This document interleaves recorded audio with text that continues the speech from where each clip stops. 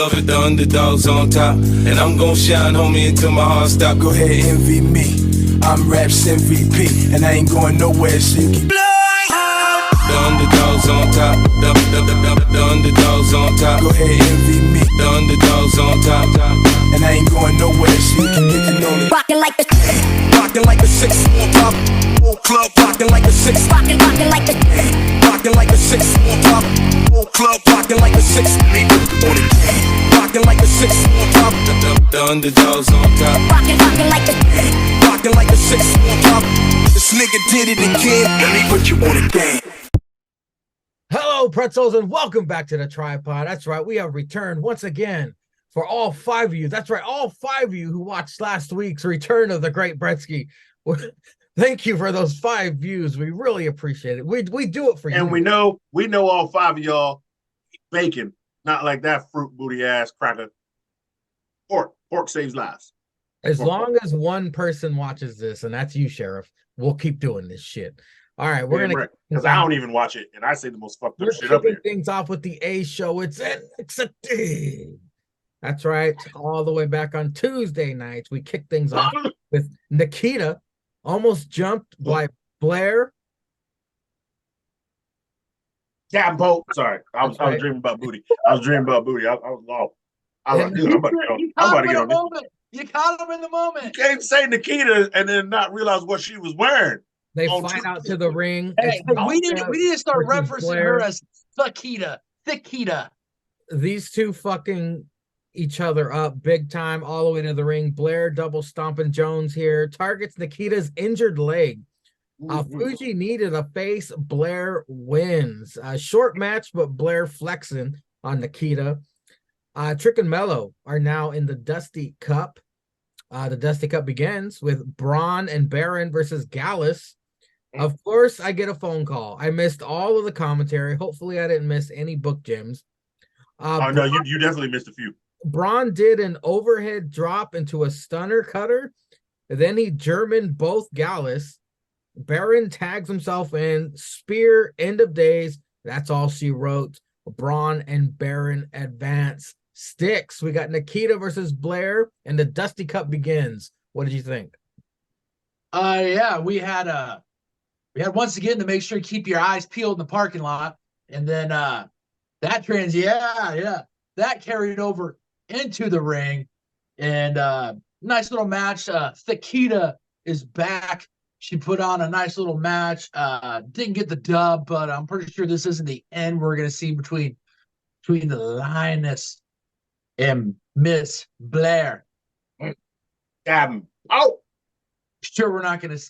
This wasn't the end of that. And then, like you said, the Dusty Cup kicked off. I thought Braun looked pretty good in this match. Pulled out, like you said, that stunner, and then being able to double suplex the boys of Gallus. A little choppy in the beginning with him and Baron, but they found their bearings. The spear into the end of days finish was nice. So these boys look like they're starting to get on the same page, and I see them ride it to the finals. But all in all, not too bad of a opening couple matches for the A show that we see on Tuesday nights, NXT. Almost seemed like they turned face there for a minute because the crowd was going nuts for him. But Cesar, what'd you think? Nikita versus Blair, and the Dusty Cup begins. Look here. Nikita ain't, blowing us away with no wrestling. Okay. But that ass has got championship gold all on it. I don't care how many titles they give this bitch. As long as she's shaking that thing out to the ring and wearing them outfits like that, and everybody gets mad the way she pins people, because it should have been me. Just right here. I'm going to put it on a plate. So she can sit down right there. Have me a time, girl. I'd eat that ass after a match. I don't care how sweaty she get. Okay? Let me tell you something. I'll pull up that shit like Golden Corral. All you can eat. My face is a seat. You know what I'm saying? I ain't even got to get off. I'll beat my meat. Yeah, you damn right. I'm a poet and you don't even know it, nigga. But we out here. Hey, don't drop a rap like the sheriff did. over on Sheriff Zanger's YouTube page. First of all, I cook that nigga. Okay, Sheriff, my boy, I cook that nigga. Okay, get out here in these streets. I got 2 unreleased albums in the streets. You don't know about that. That's past life. Okay, we all been to jail. We all done crime before. Yeah, you know, that's past life. I'm out. I'm out in the streets. I still cook that nigga if I had to. Okay. All right. Get DJ sauced up on the beat. You know what I'm saying? You don't know about that. You don't know about that. Okay. Anyway, I digress. It was an okay match. You know, Davenport, I guess they're building her back up. You know, she lost that championship shit to Lyra Valkyria. They know they was gonna do that shit to give Lyra some good wins. You know, Davenport, you know, she's special. She's special. She really don't need to be down there unless she's gonna be beating bitches up. Okay, they probably misuse her, but she can go to main roster and hang with anybody else. So it was an okay match. Davenport got the dub. These bitches probably ain't done fighting. They gonna keep fighting. That's fine. This damn tag match was cooking. Okay, and you know, Book. Ron Breaker was coming out interrupting Baron Corbin. They ain't on the same page, but they on some fuck shit. And you know, Book had to say, hold on, Big Dick Vic. You know what I'm saying? Before you text that fired bitch that you slinging the meat after the show, you know what I gotta say. No bread, no water, just meat. And saying that, man, you should say pause because he's talking after another man. But I think Book cooned so hard he don't need to pause. Nobody's ever written pause.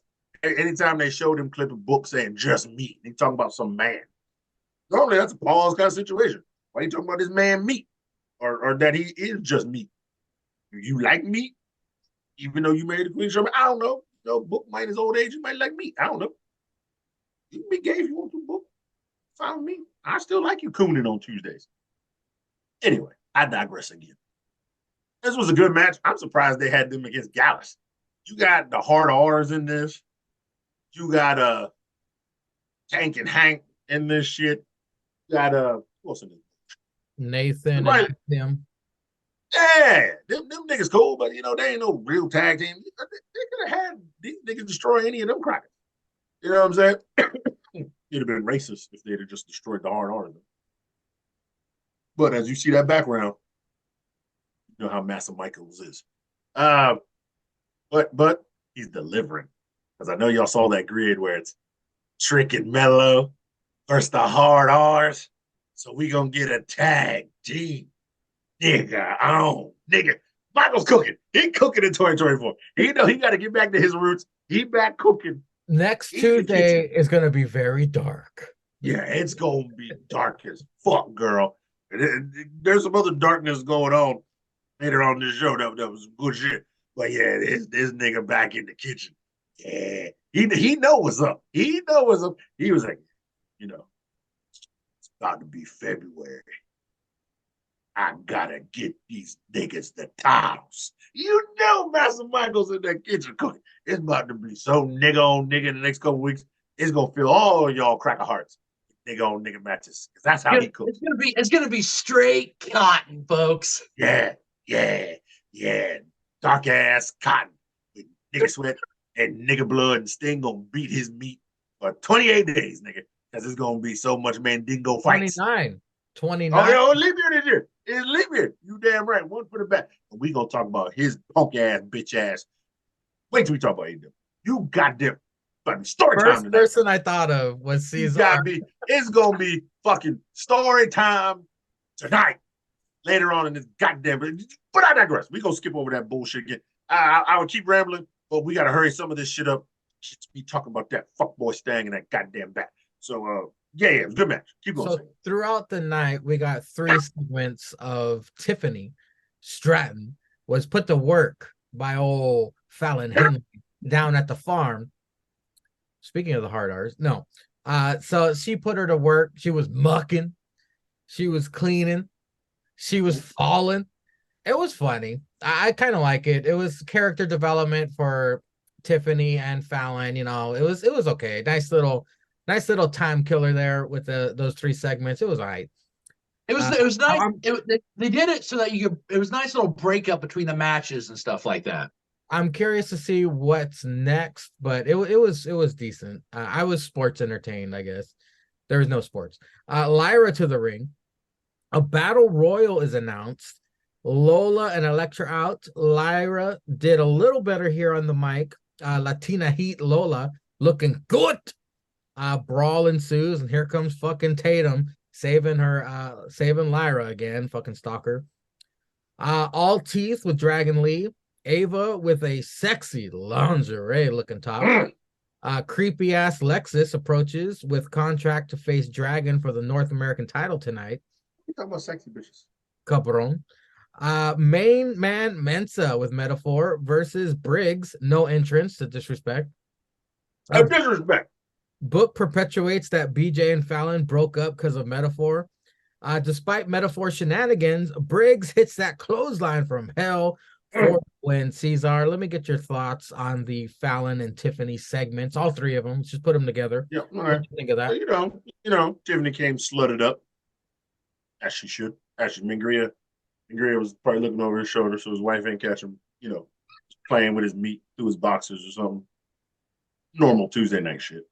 That's why he's always distracted. You always know he's distracted on Tuesdays, but never Wednesdays, never Sundays. It's always Tuesdays where the family decides to start wilding out when he's trying to watch NXT. Maybe because they got sexy bitches like Lola Vice who likes to. This is where I had to disagree with the champ. I'm gonna talk about Fallon in a minute. I had to disagree with champ. I don't like disagreeing with champs unless they see him trash. But I had to disagree with the champ.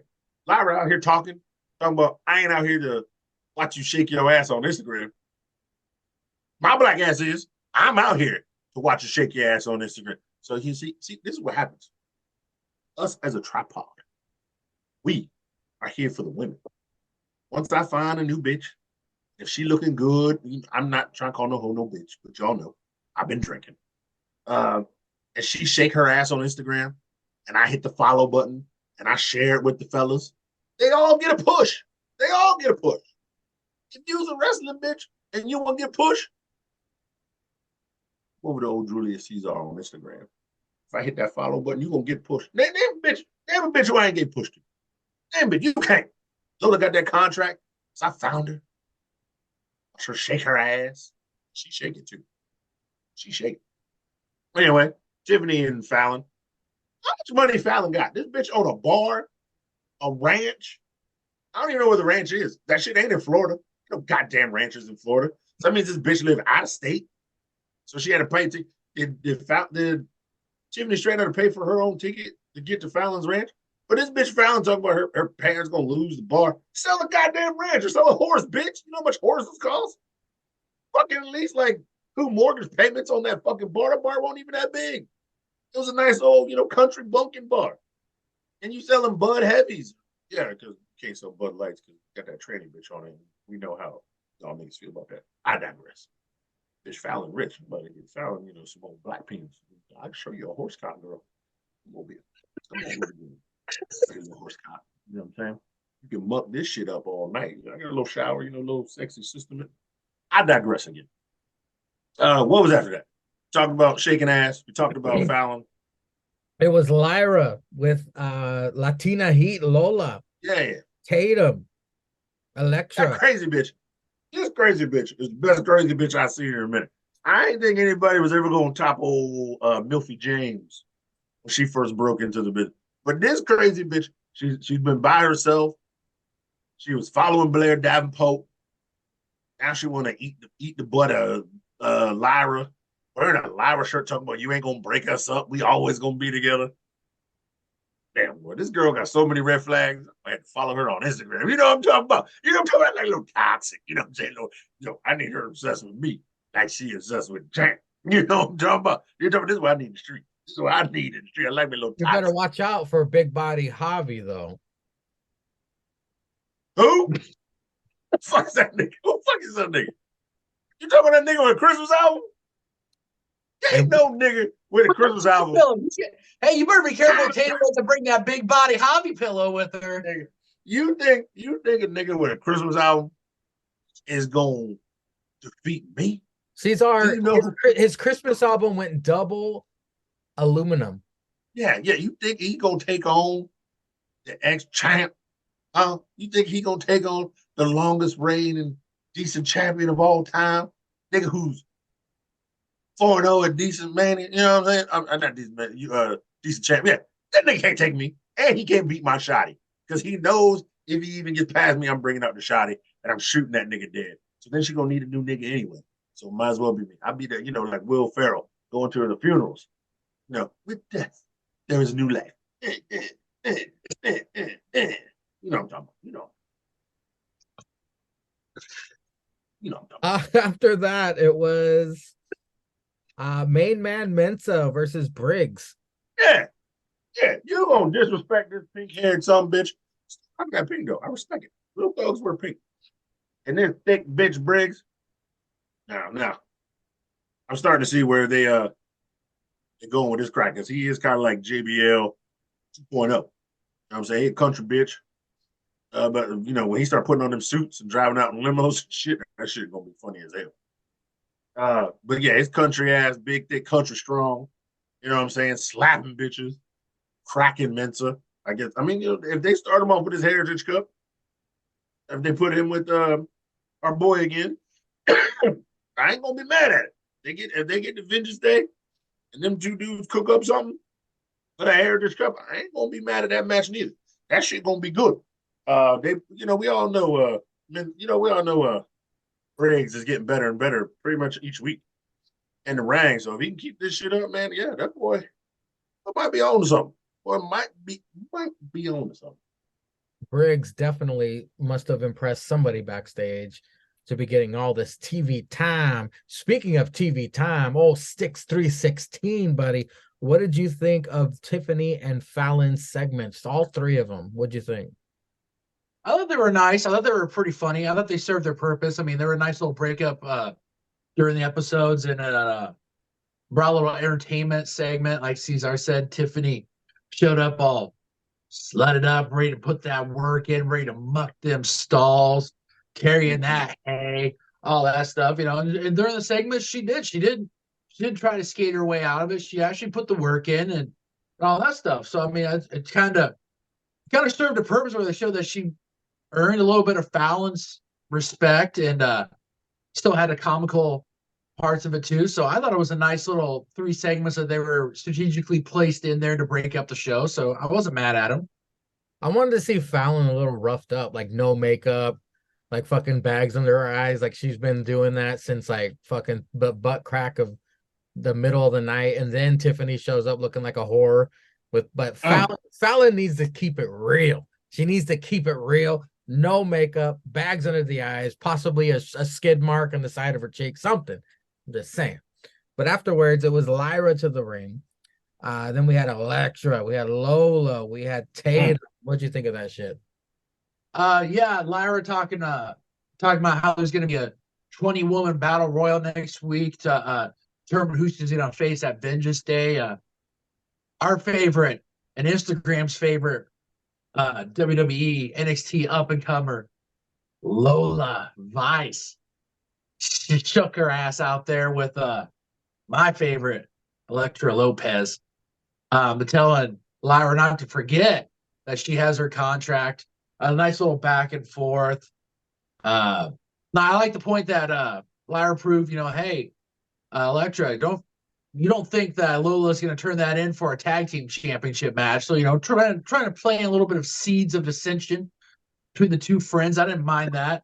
And then, like you said, our favorite stalker, Tatum Paxley, shows up. And like Cesar said, she's wearing a Lyra Valkyrie shirt. You couldn't look past that. So we're going to get possibly a tag team match coming up here with those two. I thought it was a nice little segment. I wasn't mad at it. And then we had Oral and BJ. Like you said, we're starting to get Briggs's push. And what do? They don't have it. They show the guy, he doesn't even get the entrance. He doesn't get the theme, doesn't get the nice little nameplate. But yeah, like Cesar said, I wouldn't mind seeing Briggs and our man from Metaphor for the Heritage Cup at Vengeance Day. I wouldn't mind seeing that. I think it'd be a nice little match. I think the build up for it would be great too. Briggs is looking better and better in each match on TV. And we're starting to see why they're so high on the guy. So it's a nice match. It served its purpose. And hopefully we get a Heritage Cup feud going on that will end up at Vengeance Day. And old Jensen occupying Level Up. Up next, we had for the NXT Tag Team Championships, we had Out the Mud versus The Family. Tony D and Stacks extremely impressive here. They have grown so much as a tag team. Script shenanigans thwarted by Rizzo. Forget about it. Tony D and Stacks retain, and it was a hell of a match. I liked it a lot. It was really good. You know, Out the Mud, they're not as bad as I thought they were. They're getting better. They're getting better. They just need more TV time and more reps, more promo time, more backstage segments, character development instead of, well, we're thugs that, you know, we come from fucking Grand Theft Auto. Okay, we get it. Keep coming, keep showing us more layers, and maybe you'll get another rematch for them titles. NXT Anonymous get a Chase U women's meeting. The women are going to get together to save Chase U. Hopefully there's a calendar or car wash involved. They're either on OnlyFans or doing a calendar. That's the first thing I thought. The Somehow, girls of Chase U. Oh my God, that calendar's going to cook.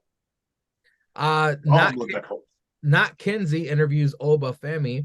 Lexus interrupts and creeps it up. Cora Jade versus Gigi. It's funny how a story about her abusive past and her brother being in the crowd just completely iced all of her momentum with the crowd and us. Mainly us. Cora hangs on to ref, preventing Gigi from doing her finish. Cora double arm DDT for the win. Nothing to write home about. It was a time killer. And sad update about Cora Jade. She just got injured recently at a live event, NXT live event. So she fucking just came back from her titty surgery.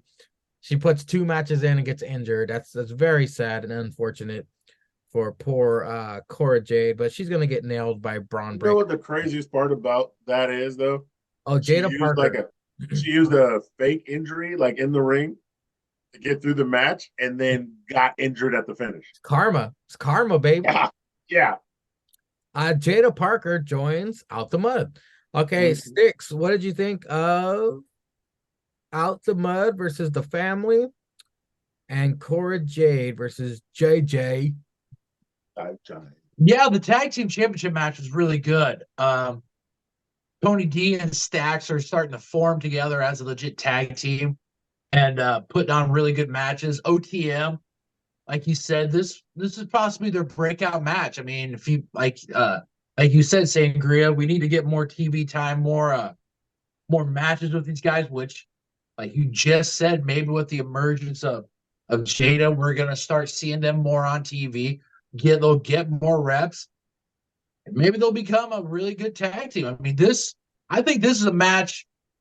This match could be the launching point for their tag team careers that could actually put them on that upward trajectory if they keep putting the work in and stuff like that. I feel bad that we've said that about a lot of tag teams and they fizzle out. So hopefully, this tag team isn't one of them. Going forward, I think Tony D, The Family, Tony D Stacks now with Adriana with them. I think adding Adriana is something good for them. Kind of able to nullify the outside the ring shenanigans that a lot of these tag teams do have. So I'm not mad at it. It'll probably help project towards her having a singles career, maybe a little match here and there. So I think it'll serve a pretty good purpose. And then we had Cora and JJ. Yeah, it's just so amazing how when they had the breakup between of Toxic A and then JC and JJ, you know, it seemed like they were really pushing JJ. And then you had the abusive family storyline, the brother, and it just came to a screeching halt. On top of having not really good matches. Now she might be a jobber. I mean, I don't know. I mean, it was an okay match. I mean, Corey got the dub to start building some momentum until this weekend. And also too, just to put out A lot of people are saying her and Braun are broke up because they said if you check both their Instagrams, there's no more pictures of those two together anymore. So she might be not.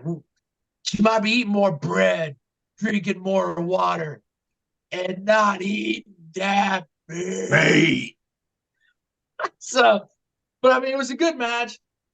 Hopefully, she's not injured. But if she is, hopefully, it's one of those that she can still do stuff on TV to keep us, to not have her kind of go straight, have us forget her. So, but it'd be really bad to have her just come back, put a couple matches together, and then get her at a live event. But that kind of, it sucks.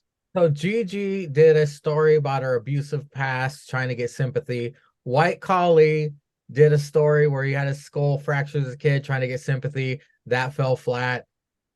Are they going to learn their lesson? No one gives a fuck. Just put on good matches, be entertaining. That'll get you over. We're not going to have a fucking pity party for you. Nah. Cesar, what do you think of the Mud versus the Family, and then Cora versus JJ? No, yeah, Out the Mud versus Family, some good ass shit right there. Like we all said, Out the Mud getting a little better. And, the Family gelling, cooking. So they cooking. And then if we've learned anything from NXT, that girl who's with them, if you learned anything, when you get two Italians in the tag team, you add some random bitch. That random bitch is going to be more successful than them two crackers in that tag team who are over. I mean, just look at Enzo and Cass and look at Carmella. See where they ended up. Enzo don't wrestle and Big Bill's on that death show. So at least he's with Ricky Starks, though. He's with Ricky Starks. And he finally got some tag team pull. But I digress. Don't get them. Revolution might be televised. But no, this was a good match. It was a good match. She got the interference on Scripps, which caused the Family to get the dub. Everybody had good shit going back and forth. I think everybody got their shit in. So a little Sticks 316. Everybody got their shit in. And Cesar. Everybody got paid. Oh, no, that's Cesar 632. Sorry. Cesar 632. Everybody got their shit in. Sticks 316. Everybody got TV time. And then everybody was made to look good and whatever. And then, Out the Mud met that nice lady in the parking lot. Yeah, Miss Jada Parker. So, there's opportunity there. Obviously, she's going to start getting reps. So we have a future possible women's champ, future possible big title nigga with Scripps. Scripps ain't even and then Out the Mud, future possible tag team champions if they can keep pulling matches like this together and keep going along. I don't see they can't get it, further on down the line. But yeah, it's crazy. It was really, really good match. So I got no complaints. Cora versus Gigi. No, Cora in that ponytail was looking a little extra slutty than she ain't got no man no more, She back out here in them streets, got a fresh pair of titties on a rack, you know what I'm saying? She out there, talking about, she's like, y'all seeing them Tiffany Stratton things. Y'all ain't seen these choras out here swinging left or right. She got the bitchy attitude, everybody. Yeah, Gigi trying to get back into the fold. Just put that shit behind you, get out there, start wrestling. She got to get back in these streets in the mix. Yeah, it was an okay match. I mean, I didn't really complain about it. But yeah, with nothing to write home about. So I'd say anything that is like at least a positive. Because, they talking about the bullshit, and then you're like, you don't fuck about this hoe's brother. You know what I'm saying? I'm trying to see that ass. Because it's fat and it's in the ring. So we had ass and titties in this match. Hey, if you will. And yeah, like you said, nothing to write home about, but I ain't mad at it. Shit was good. Up next, we got another Dusty Cup match, round 1. It's Hank and Tank versus Nathan Frazier and Axiom. Wait a minute. Are those cutoffs? Hank and Tank look like bums, Vic. Book is all torn out of shape because of their fucking gear. This was Speed versus Power. This is the future of NXT showing off here. Tank hits the colon blow on Frazier. Axiom and Frazier on cocaine, flying all over the place. Frazier Oh, that good shit. actually lands a Phoenix Splash on Hank for the win. How many times have you seen someone land a fucking Phoenix Splash? I've only seen 3 in real life, and that's because I was seeing triple when I watched that match. Hard R's find themselves a new honky to team with. I don't know what her name was, but she came in trying to teach these guys how to work out, how to get 6-packs, but both of them had 6-packs and a ham sandwich. It was, I don't know who that was, but Cesar enlightened us. Hank and Tank versus Nathan Frazier and Axiom, and then the Hard R's with the new honky. I ain't Googled this bitch yet, so I don't know who she is. I'll do my homework because I know JH ain't gonna do it with his bitch ass. Because I look up all the future talent that it could be. Oh, he's gonna follow. She's getting. I don't know. I got to check the gram out. I gotta find her on the gram. She's gonna get that Caesar rub. She's gonna go to the moon. No. Yeah, she's gonna get that BBC rub, and then she's gonna be fucking fighting Lyra Valkyria at the back. She's gonna win the battle royal, and then be fighting Lyra Valkyria at a Vengeance Day. Well, first we gotta find out what her name is. Facts. We do have to find that, and I can't just Google white bitch with the hard R's because Google won't know what I'm talking about. You go straight to black.com. Yeah, that's the first thing I was going. That's the first thing I was going to do. So, I got to do my actual research.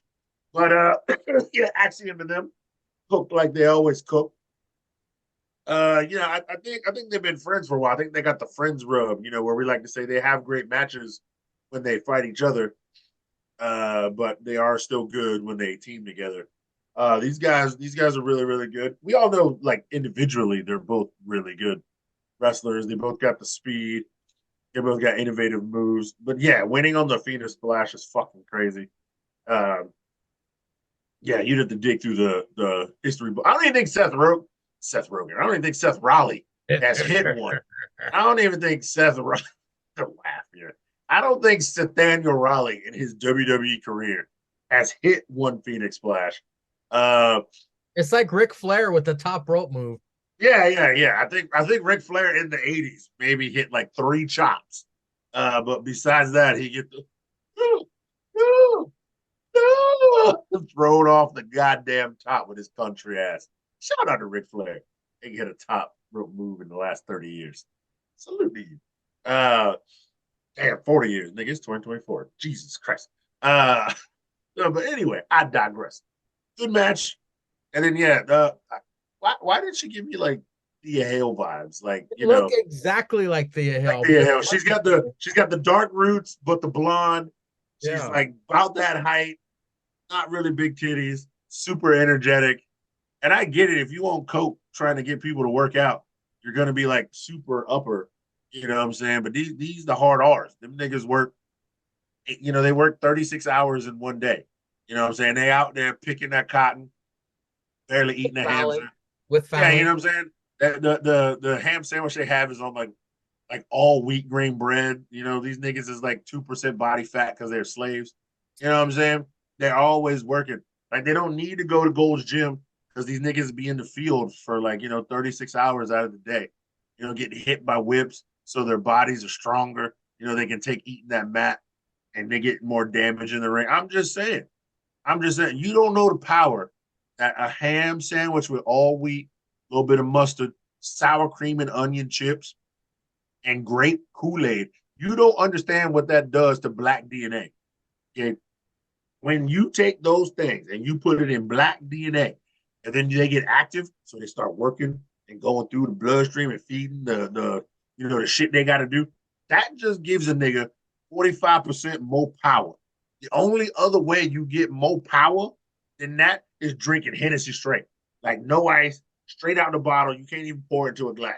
You pour Henny in a glass, you only get 65% power. So let me just dumb this down for the white people.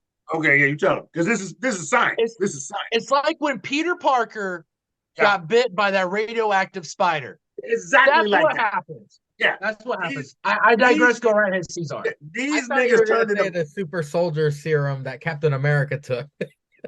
no, because that's some white people shit. That's too much science. But see, Yeah. it's like Peter Parker. It's definitely like Peter Parker. Because think about Peter Parker. Captain America, his life is great. He fights in wars. He hates all Nazis and shit. He wins every time.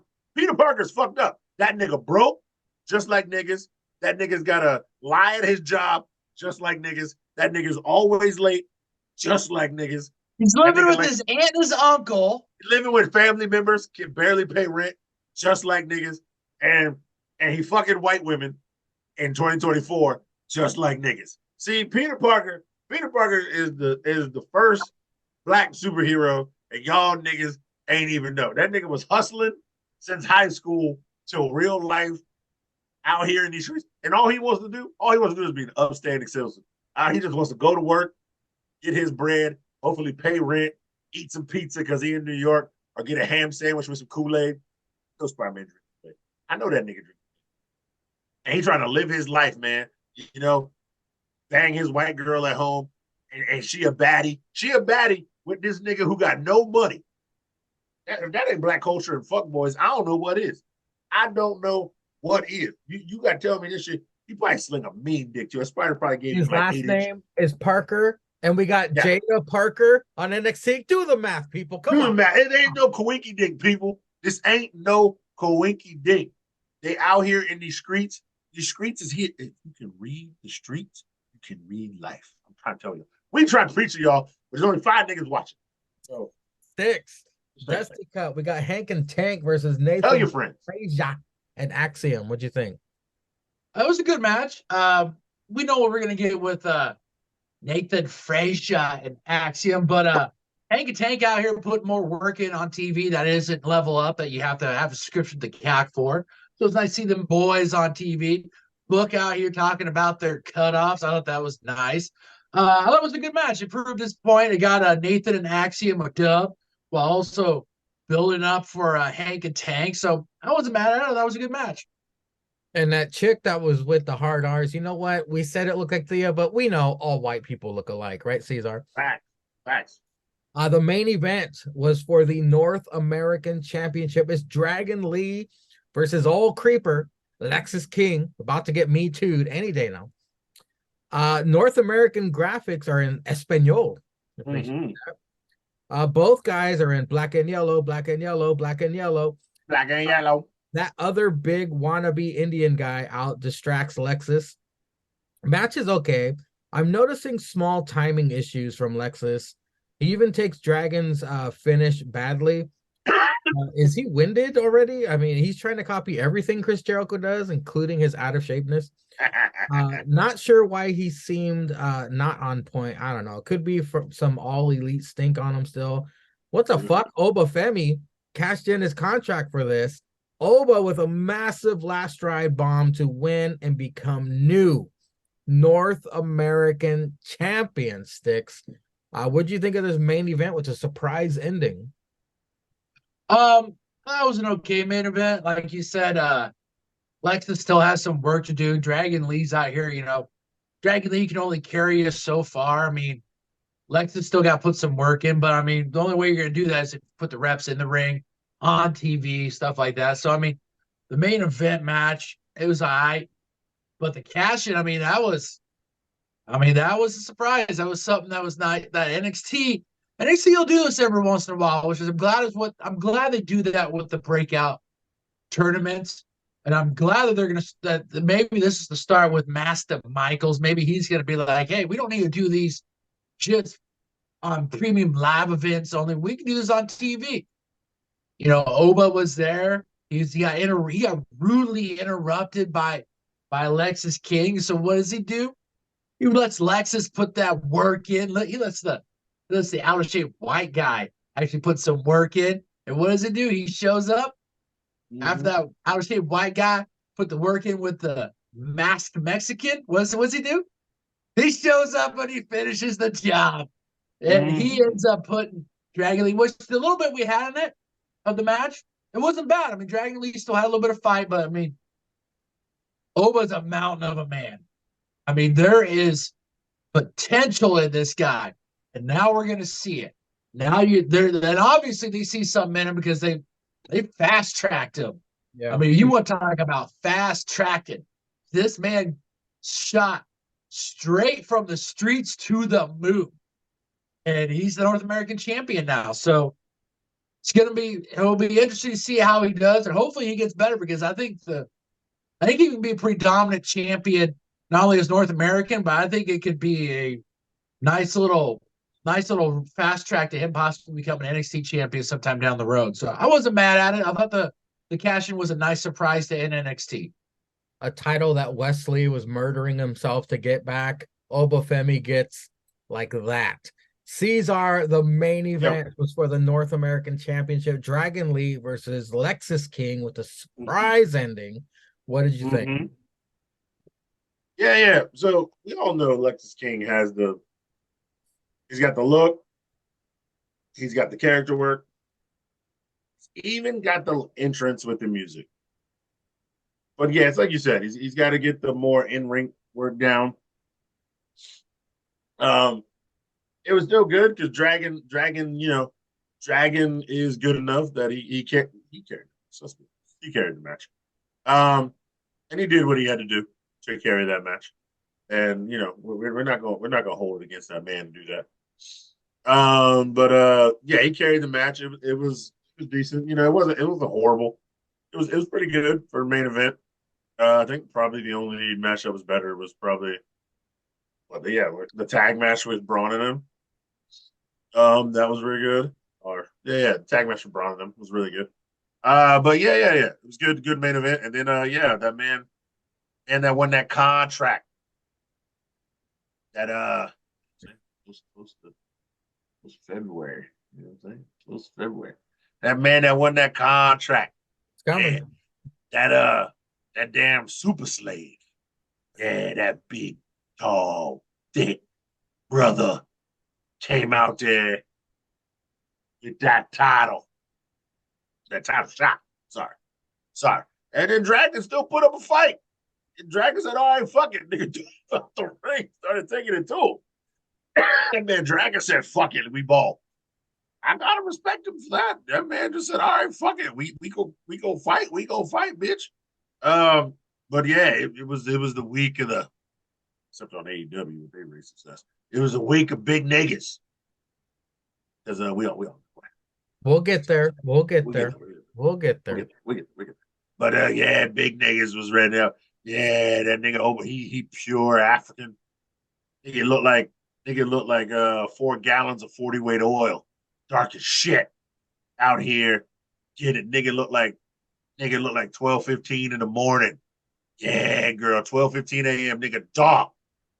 Massive Michaels is like, yeah, I got this big titty half slave bitch back here, stroking me because my other half black business bitch got a new white girl that she playing with. He goes, but yeah, she convinced me. Put this 6'8", 300-pound strong nigga with the title that Wes Lee, another nigga made famous. Yeah. See, the title won't cook him. Dom had it because he Mexican. Old wetback. He trying to escape into this country on a floating basketball like that little cracker Elion back in the day. I don't need this Mexican. Everybody love Taco Tuesday. They're going to think Taco Tuesday instead of watching NXT. They're going to be out at the Mexican bars.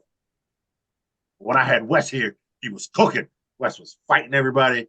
He was being a real nigga. He was half drunk off Hennessy like Kanye West at the MTV Music Awards, interrupting white bitches. Yeah, I got to put the title back on a big, thick nigga. So when Wes comes back, he's going to have a long reign, and I'm going to get that nigga match with the greatest nigga champion in NXT. I'm curious to know, do you think that was the original plan for Wes? Had he not gotten injured, do you think this would have happened to Wes? Like he would have fought Lexus? It would have been perfect. It would have happened to Wes. And then the next pay-per-view they're going to is called Vengeance Day. And Wes would have been like, I want my rematch on a PLE, especially in February, Black Hittering month. And I want me versus you, African nigga, in the ring nigga on nigga Black History Month. Martin Luther King had a dream. It's his day tomorrow. So y'all go give a high five to a black man tomorrow because it's MLK Day. Because that man had a dream that you crackers and you honkies love each other. So any interracial couple, stay home from working. Fuck. Because it's MLK Day. He wanted y'all to. Because apparently he was a whore himself, fucking on everybody but Coretta. Anyway, I digress. Yeah, Master Michaels had it. He was in his bag. I know he smelled this shit. He smelled this shit when they started that shit, and he knew West was gonna come back. He goes, thick neck, strong nigga versus this fast flyweight, killing giants nigga, and we gonna cook on this PLA. It's gonna be match of the year. He said Tripod gonna talk about it. They're gonna put it in match of the year. This shit gonna be great because I know he watch. Cause see, every time we talk about nigga on nigga, and every time we get February, nigga on nigga matches be happening. I know what he doing. I know what he doing. He cooking. We had Carmelo Hayes, American champion. Triple Yeah, great North American champion. Wesley, North American champion. Yeah. I think they're gonna have to rename the North American Championship to the American Championship. Yeah. No. Because they want you to recognize that North America has done the worst to niggas throughout history. And that's why when a nigga gets on a roll, he gets that North American Championship. Yeah, it may be behind the scenes called the nigga American Championship. Built on the backs. Built off the backs and built the sweat. off the They build the NXT North American Championship off the backs of niggas. Because I think even fat ass Bronson Reed is half nigga and half Australian. He held that championship. They're renaming it. They're gonna rename it. Watch. They gonna rename that shit the Nigga American Championship. You know what I'm saying? You know what I'm saying? The hard R, somehow both the hard R's are gonna win that shit. It's gonna be a it's gonna be a three-way match, and they both gonna get the pin and share that shit. Like lay cool. They're gonna break it in half. Yeah, of course. Yeah, cut it right down the middle. Well, that being said, ladies and gentlemen, thank you for listening to the NXT portion. We'll be right back with some elite trash. It's Wednesday night, and you know what that means. It's time for some all trash wrestling. We're fired up. Now it's time for the Big Carpe's tangent of the week. Kelsey's our moment of the week. One of those. If y'all go on Sangria YouTube and you click the fucking shorts button, you will see scroll. You might have to scroll, but you might have to scroll because the nigga ain't got this shit organized as fuck. But you might have to scroll. But there's a short. It's one of the high views. Trust me, I checked. It was a rant about Stang beating two young brothers on Martin Luther King Day. They are known as the Acclaimed. They are with Billy Gunn. They are the trio champion. But back in the day, I don't know how many years ago it was probably year one of the A. It was probably year two, because I don't think Sting was there year one. Who gives a fuck? It was when this cracker debuted. I said, and I quote, that shit was magic. I was like, you want me to believe that Stan can beat black ass like this on Martin Luther King Day? On Martin Luther King Day, you think Sting gonna beat black ass? And then on Wednesday, the Wednesday before, Martin Luther King Day is tomorrow. It is tomorrow. I don't care about all the other bullshit that happened in the show. Fuck all that. Fuck all that bullshit. I damn near fast forward through anyway. Some niggas wrestled, some bitch showed up, and some fuckers fucked. I don't give a fuck. It was goddamn Darby Allin and Sting. And this nigga Tony Khan. This nigga Tony Khan will talk about records of motherfuckers, and he got an undefeated asshole in his company. For I don't know how long.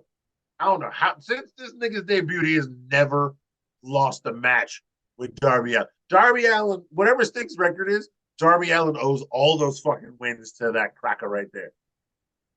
And then, yeah, see, I see you, Tony. I see you. Tony was cooking this shit up. He want to have Darby versus Take a Shitter. Take a Shitter gets a dub. So that when he has a tag team match with Take a Shitter and Will Hobbs, what happens? Oh, well, I want to fight the guy who just beat me. That's Darby Allin. So what does that leave? What does that leave? Stang versus the nigga. Yeah. Yeah, because that's what Stang wants. He wants that black ass meat. Balls. No, not balls. He's a gamer. He just wants black meat in the ring. That nigga likes his meat well done in the wrestling ring, and that's all he wants to fight. This mayonnaise flavored wrestler, this fucking white is the driven snow, this cocaine looking ass cracker, this saltine ass bitch.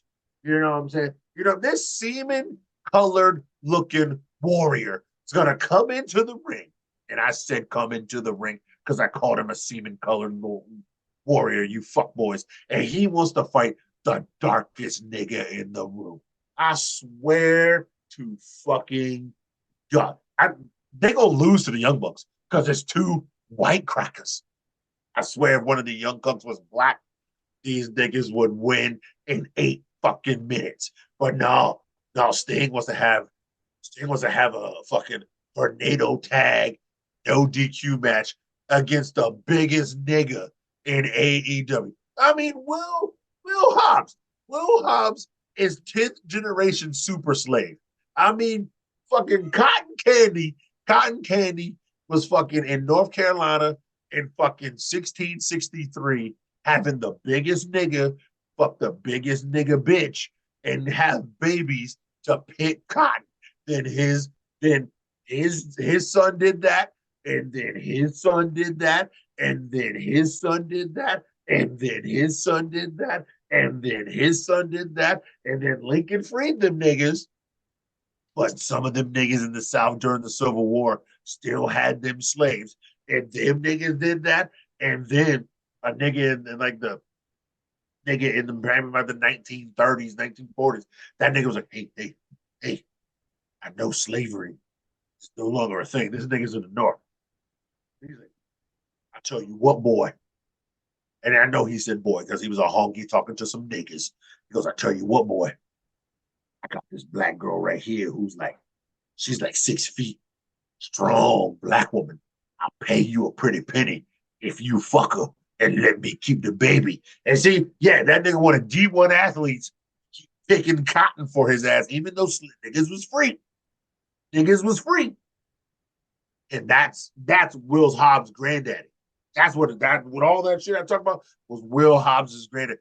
Nigga, Will Hobbs is like 280, pure muscle. The nigga can lift a Beetle Volkswagen in Gold's Gym all goddamn day. Nigga strong as shit. And you mean to tell me he can't beat a 64-year-old white man? A 64-year-old white man. That's what you're telling me. Nigga, I get it. It's wrestling. But a 6'8" pure muscle, pure nigga. He from LA. He showed you the streets. Okay. Will Hobbs can take 10 bullets to the ass like 50 Cent, but he can't beat a white man, a 64-year-old white man on TV. And Sting fought that nigga the whole match. I don't even think he threw a swing and take a shit. And there was a couple of times where they all four was in the ring together. He said, ooh, I don't like that shit. I only like Chinese food on the weekend after I beat nigga ass. He was like, get out of here. Yeah. You know what I'm saying? Like one of these new fruit booty white bitches talking about, I got the it. Oh, I got the it. I don't like beating up Asians. I only like beating up niggas and big niggas at that. Skinny niggas. Skinny, tall, fat, small. If it's a nigga, I'm beat. That's what Sting was talking about, okay? That's what Sting was on. He about beating black ass. Because that nigga's a goddamn vampire and he grew up, but he still got that hate in his heart. This is the true grandmaster of the Ku Klux Klan. It's fucking Sting, and that's why he likes to get paid to beat black ass on AEW TV. And then to end the match, these niggas, boy, this cracking this nigga. fighting all over the damn arena. Then he gets him up near the crowd on that high ass stage. You know what I'm saying? The crowd's like, yeah, yeah. Mostly white people. Yeah, beat that nigga, Sting. Beat that nigga. You know what I'm saying? They had no niggas up on the stage. They had all racist ass white people. You know what I'm saying? And that Florida man ain't racist. Florida man's crazy as shit. But Florida man knows sometimes you need some crackers, sometimes you need some niggas, sometimes you need some wetbacks to do like the underwater shit. You know what I'm saying? When you try to sneak into a base. That's what Florida man does. Florida man's crazy, but he ain't that crazy. Florida man knows it takes all racists to overthrow the government. Sting ain't Florida man. Sting's just a racist ass prick. And then he goes, yeah, what am I going to do? What am I going to do? I'm going to win this match, Darby. Since you can't beat that tall ass Asian, I'm going to take this taller ass, stronger nigga, and I'm going to put him in this scorpion death lock. And I'm going to struggle to do it for 3 minutes because we got to waste TV time. And then I'm going to drop his ass off this stage through a table, and I'm going to get a pin on the strongest nigga in AEW. Now, pound for pound, could be Cesaro. I don't know. I don't know what Cesaro lift compared to what Will Hobbs lift. But if you saw Will Hobbs in the street, 6'8", at least 270, all muscle, and then you saw some pale ass 64 old cracker who got a beer gut and fucking face paint on, and, you know, if this nigga ain't got a gun like the Crow, you ain't thinking he gonna beat Will Hobbs. Sting is beat every time it's Martin Luther King Day. Sting somehow finds his way to match to beat a nigga. And y'all want to say that I'm just trying to be on some fuck shit. No, I ain't on no fuck shit. I ain't on no fuck. This racist ass prick, okay? This racist motherfucker is in his contract. I gotta beat a nigga. Watch what I tell you. Somehow they are gonna drag Scorpio Sky out of the casket that he is in AEW just for Sting to beat his black ass on the go home show before he beats the Bucks. He will retire undefeated in this shit brand company. And that should tell you how shit brand this shit brand company is.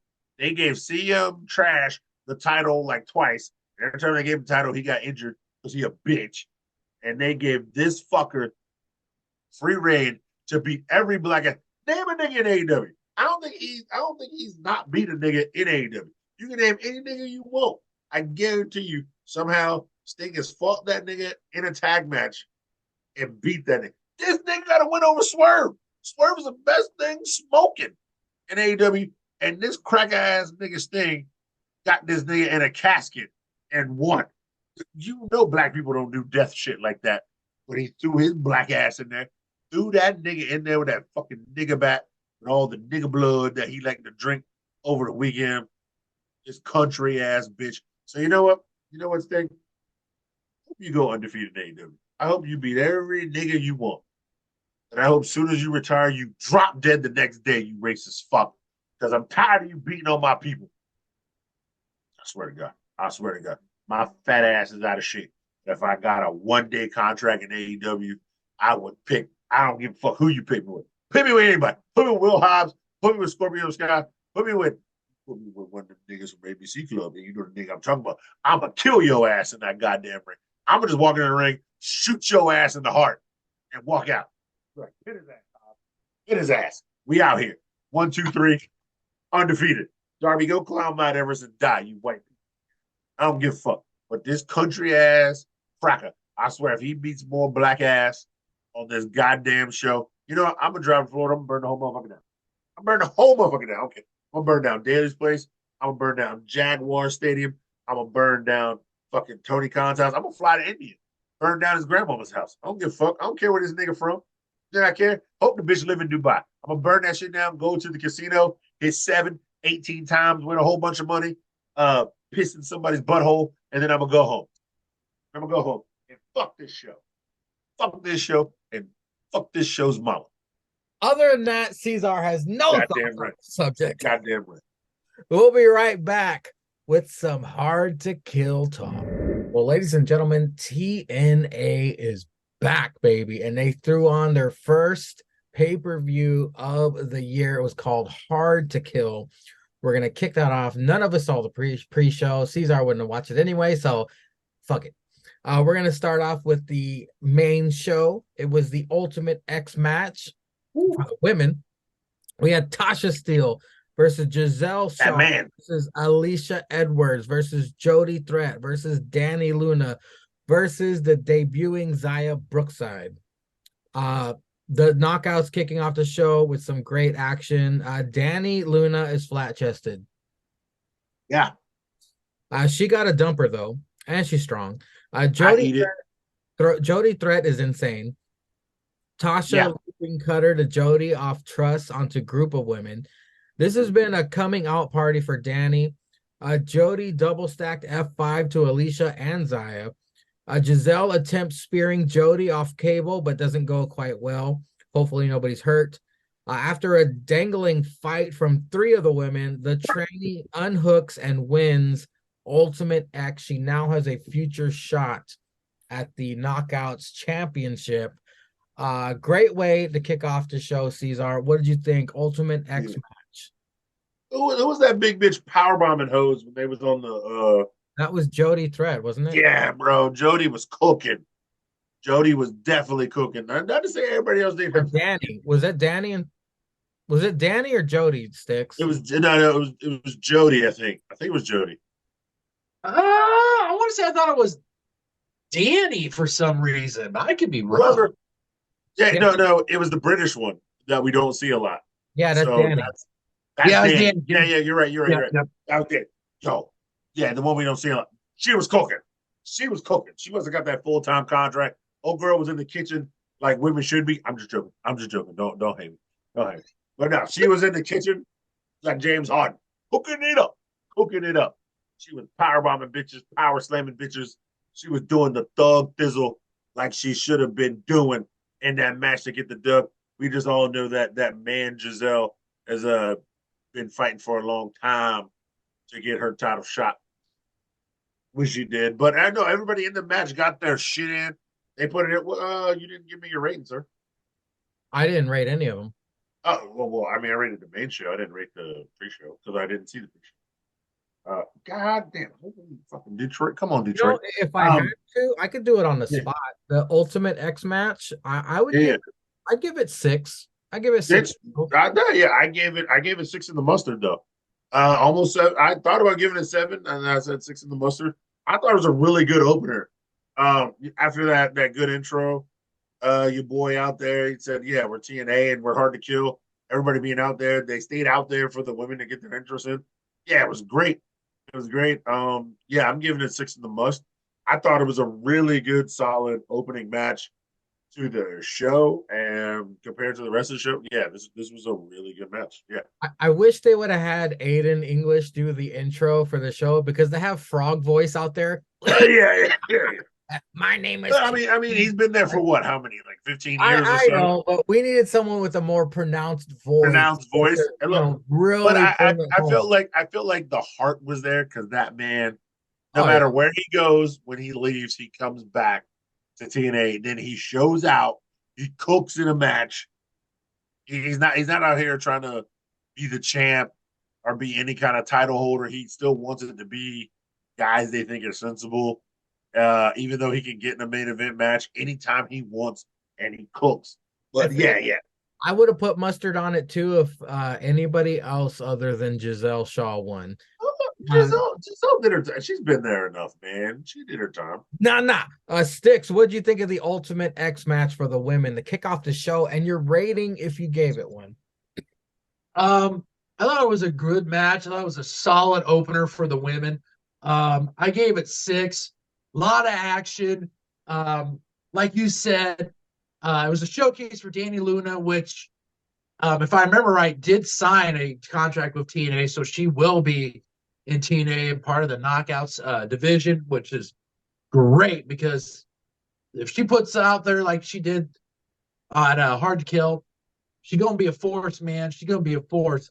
We had Tasha Steeles. She showed up, showed out. Jody Threat was reminding all of us that she's a contender in the Knockouts. Alicia showing us she's been in in TNA Impact for a minute, so she's been in that division. She put it out there. Giselle Shaw, but she's always kind of just she's been on the precipice. She's always just been on the cusp, but she can't ever really get over. Now she's got that Ultimate X Yeah, she keeps opportunity. tripping over her dick. Yeah, but we all know she's about to lose to the champ anyway. We'll get there, but she's gonna lose. That's gonna be the first I loss. don't know. I mean, depends. That's gonna be the first win for the champ on a good reign. I mean, it could be, or she might just hold on to it. I mean, she might wait till maybe the champ has a long, grueling match and she cashes in on it. Who knows? I mean, and you could be very well right. She could, but her being a heel, I mean, she's gonna wait. So I mean, she's gonna spring it. But I digress. It was a great opener. They did the video package. They had the original Eric Young there. I wasn't mad at it. I was something that gets you hyped up, leads you right into the Ultimate X match. And the women had a great match. So I wasn't mad at it. I gave it a solid 6 pretzels. Up next is Dirty Dango with Alpha Bravo and Kozlov. I'm not saying his new name. Versus Pico. Pico, special entrance. Pico whooping up on Dango, but interference led to a DQ. Rhino for the save. Santino out, turns it into a 6-man tag. Who is the third member of the team? What's his name? Something. That's right, Jake Something to the rescue. Rhino and Pico versus Dango and Squad. Pico just fucking falls onto his opponents. He has no regard for his own safety. Kozlov shouting, "I'll kill you." I bet he can too. Anyways, Pico Salt on Alpha Bravo for the win. I was there. I give it a 4. Be honest. Be honest. This is the worst match of the night. My voice can't get any higher, Cesar. All right, I'm hitting the soprano here. This was the worst match of the night. Sticks, what'd you think of this impromptu 6-man tag? All right, wait, on the spot rating, what you got, Tingry? I said 4 in assault. Okay. All right. Yeah. I mean, the match to begin with, when it was going to be Dango and Pico, I mean, I wasn't hyped for it, but it was a match that was going to be on the card. So, I mean, it was one of those that if you fastly chugged your adult beverage, you need to take a bathroom break, maybe get a refresher, maybe even get a bag of pretzels yourself. Because, after this, the card was going to pick up. So this, TNA, they put their little break match in a little early, but it is what it is. I mean, you watched it. Shenanigans were aplenty. And then we had an impromptu match. I mean, it was hard to kill. First match under the rebranded TNA banner. We got some guys backstage. Want to get them a nice little pay-per-view check. It was I mean, it was a match. So yay.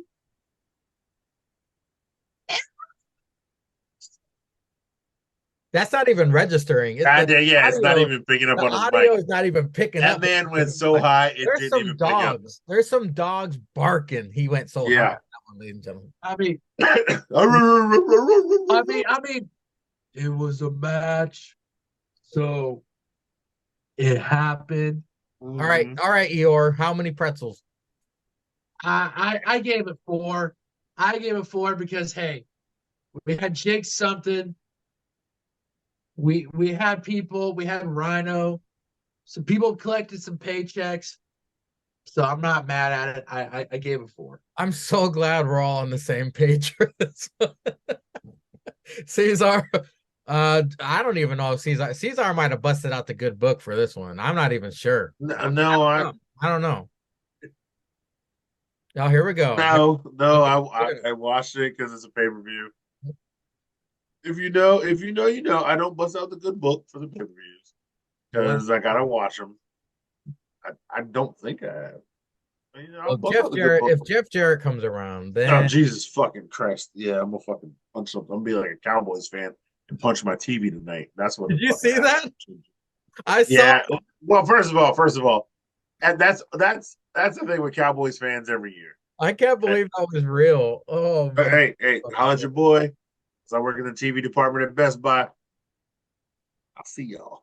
Anyway, yeah, this trash. This is already a trash match to start with, and Santino made it more trash. But six 316. Everybody, got on TV. With them trash niggas on this shit, I don't even care what happened in this match yet. Imagine how bad fucking Crazy Steve versus Tommy Dreamer was that they put this match on the On the card. This should have been on the pre-show. They could have put I don't know which pre-show match they could have swapped. Maybe Rich Swann and Macklin. Yeah. Probably was better than this piece of shit. But y'all were too generous. This shit's up too.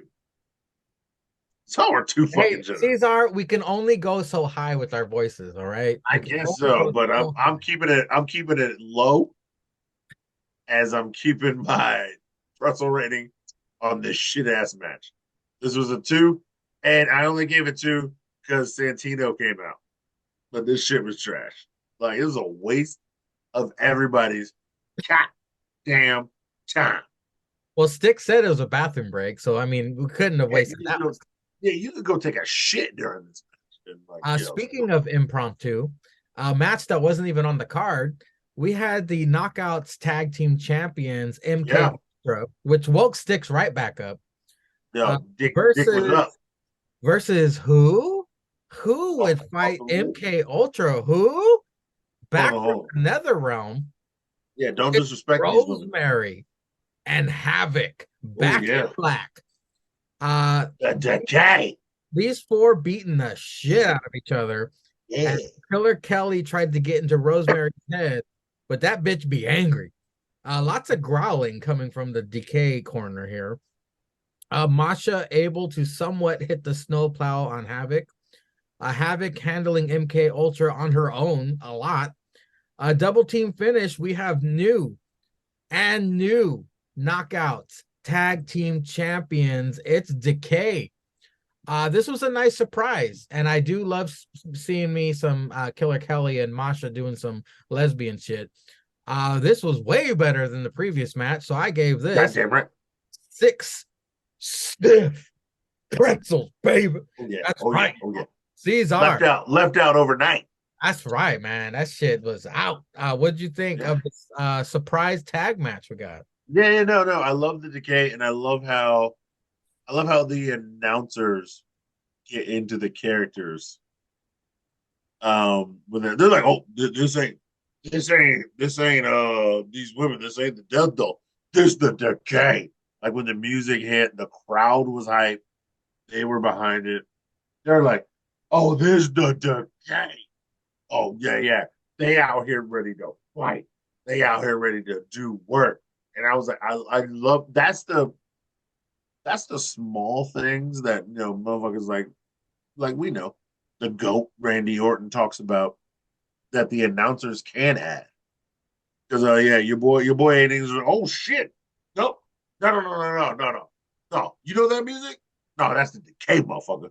That's the Decay motherfucker. They ready to fight. These are women. These are women who have won the championships before. They ready to get after it. In that match, everybody got after it. Way better match. If you don't give it a 6, yeah, that is right to do. I might give it a 6 and a splash of the salt. She mustard for that ass. I like this match. Those women showed up. Everybody showed out. They got their shit in. they did it again. I thought this was a great match, especially after that trash that we seen. I think the I previous match helped this match. yeah, yeah. I think it made us like it The more. fact that it was so shitty, helped this match be even better than probably it should have been, but it was still a good match.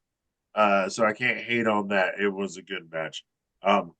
Yeah, man. Like the only shitty match was the last match on this pay-per-view. I think every match like kind of had something and delivered to any kind of wrestling fan that you are. Well, speaking of sticks to midnight, this must have been a pleasant surprise for our boy here, Stixy Drip Drip. We got MK Ultra on our screens. We got some Sticks 316. We got some butt meat. What did you think of this tag team title match? Oh, the butt meat. Yes, Christmas dripped into January. Yeah, don't use blood. Don't use blood. Okay, Christmas dripped into January for your boy.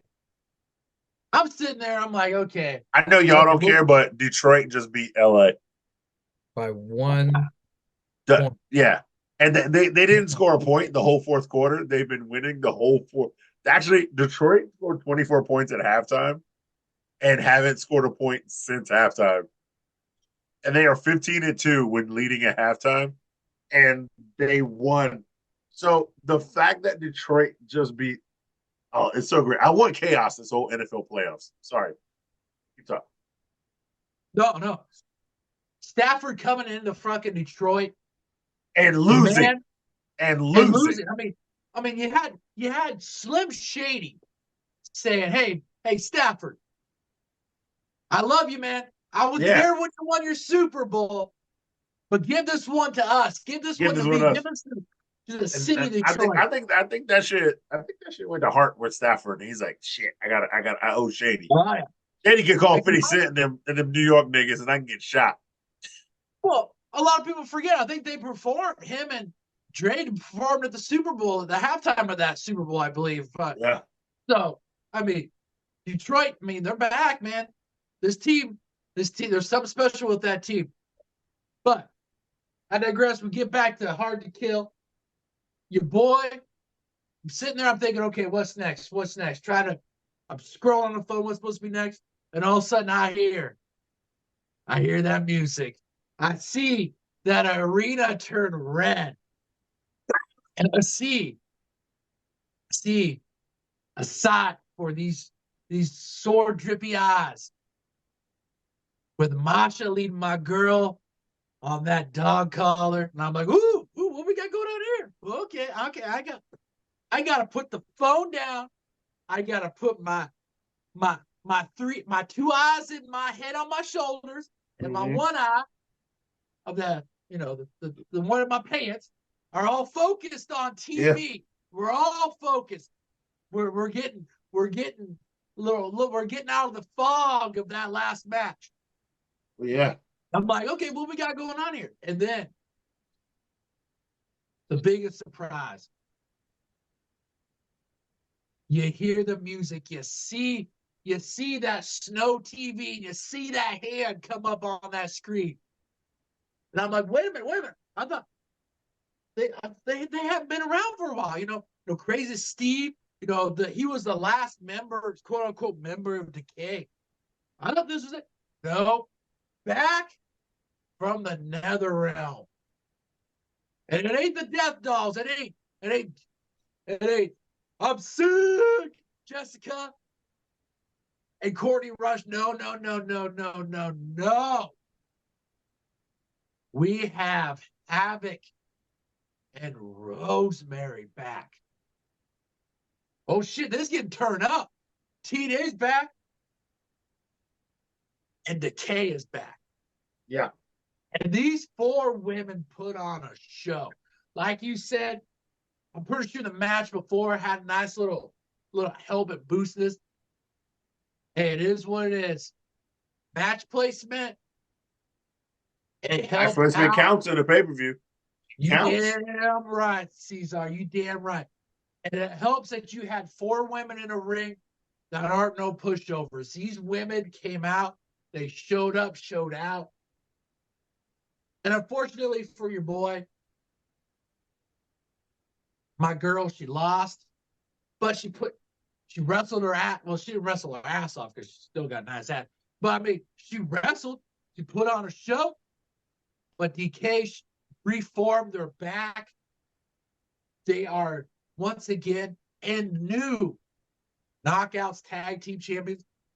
I gave this match 6 with the Blue Chew Viagra salt sprinkled on it because your boy was sticks to midnight. As soon as that MK Ultra music hit. But also we had the return of DK, some originals, some TNA originals themselves. I wasn't mad at it. I thought it was a good Knockouts tag team match. I gave it 6 with the Blue Chew Viagra salt. So this was the launching pad of the rest of the night. It just kept getting better and better. Better and better. Yes, sir. Yes, sir. Up next was the triple threat match for the X Division Championship. Champion Chris Sabin versus Vikingo versus Kushida. Fastest pace of the night guaranteed. I was actually wrong about that. These three quicker than the hiccup. Vikingo is a certified star. This guy might die doing something unbelievable one day. Hopefully, that's not today. I like how all three of these guys are high-flying strikers and technicians. Unfortunate for Vikingo being grounded. Both Sabin and Kushida apply submissions to him while attacking each other. I thought that was really funny. So many spots in this. I noticed Vikingo did a 450 off the ropes to Sabin on the outside, but when he landed, his fucking knees hit. Somebody else did that, I think, on TNA. No, Vikingo wrestled on TNA, and he did the same spot, and he did it like that so he didn't land on the person's ribs. Oh, okay. Well, that fucking hurt. That dude ain't gonna be walking when he's 40. Because Vikingo was on AEW. Yeah. And he did another 450 like that on that daily stage. Yeah. And I think he did it just like that, so they would so he would land like that. Canadian Destroyer to Vikingo on ramp by Sabin. Crazy. Cradle shock to Kushida by Sabin to win and retain. And I was thinking, damn, that was cooking. Damn, that was a good match. Wow. Yeah. How is it going to get better than that? Better than this. Stay tuned, ladies and gentlemen. Yeah, you kept watching. I mean, I was like, this match was awesome. I wasn't giving it a pretzel rating, but I mean, now that I've seen the whole show and I didn't give it on the spot, I'll give it 7. I'll give it 7 pretzels. Sticks, what did you think about the X Division triple threat match? Whew. Boys, anytime you get an X Division match, it's gonna go. I mean, the pace is gonna pick up. It's gonna be a great match. But when you do a triple threat, and not only do you have as participants, you have the champion himself, the 10-time champion Chris Sabin. When you got Kushida himself, a man who not only is a ground technician, but the man can fly himself. And then when you sprinkle in Vikingo, the man who has been making the rounds, AEW and TNA, this man's a human highlight reel in himself. I mean, this man is putting on matches on matches on matches with many participants. And I mean, there's probably been a few that haven't been great, but I mean, I think a majority of them have been good. When you have all three of these guys in an X Division Championship match, whoo, child, it's going to cook like you said, Sangria, and it did. We had spots on spots. We had the submission, two guys, Kushida and Sam, submission on Vikingo, while also beating up each other. I mean, the spots, Vikingo jumping outside that ring, doing that freaking move. I mean, it was just, God. And like you said, I was like, damn, this was a match. This was the match that was on speed. There wasn't going to be any match that was a match that, like you said, stay tuned. Stay tuned.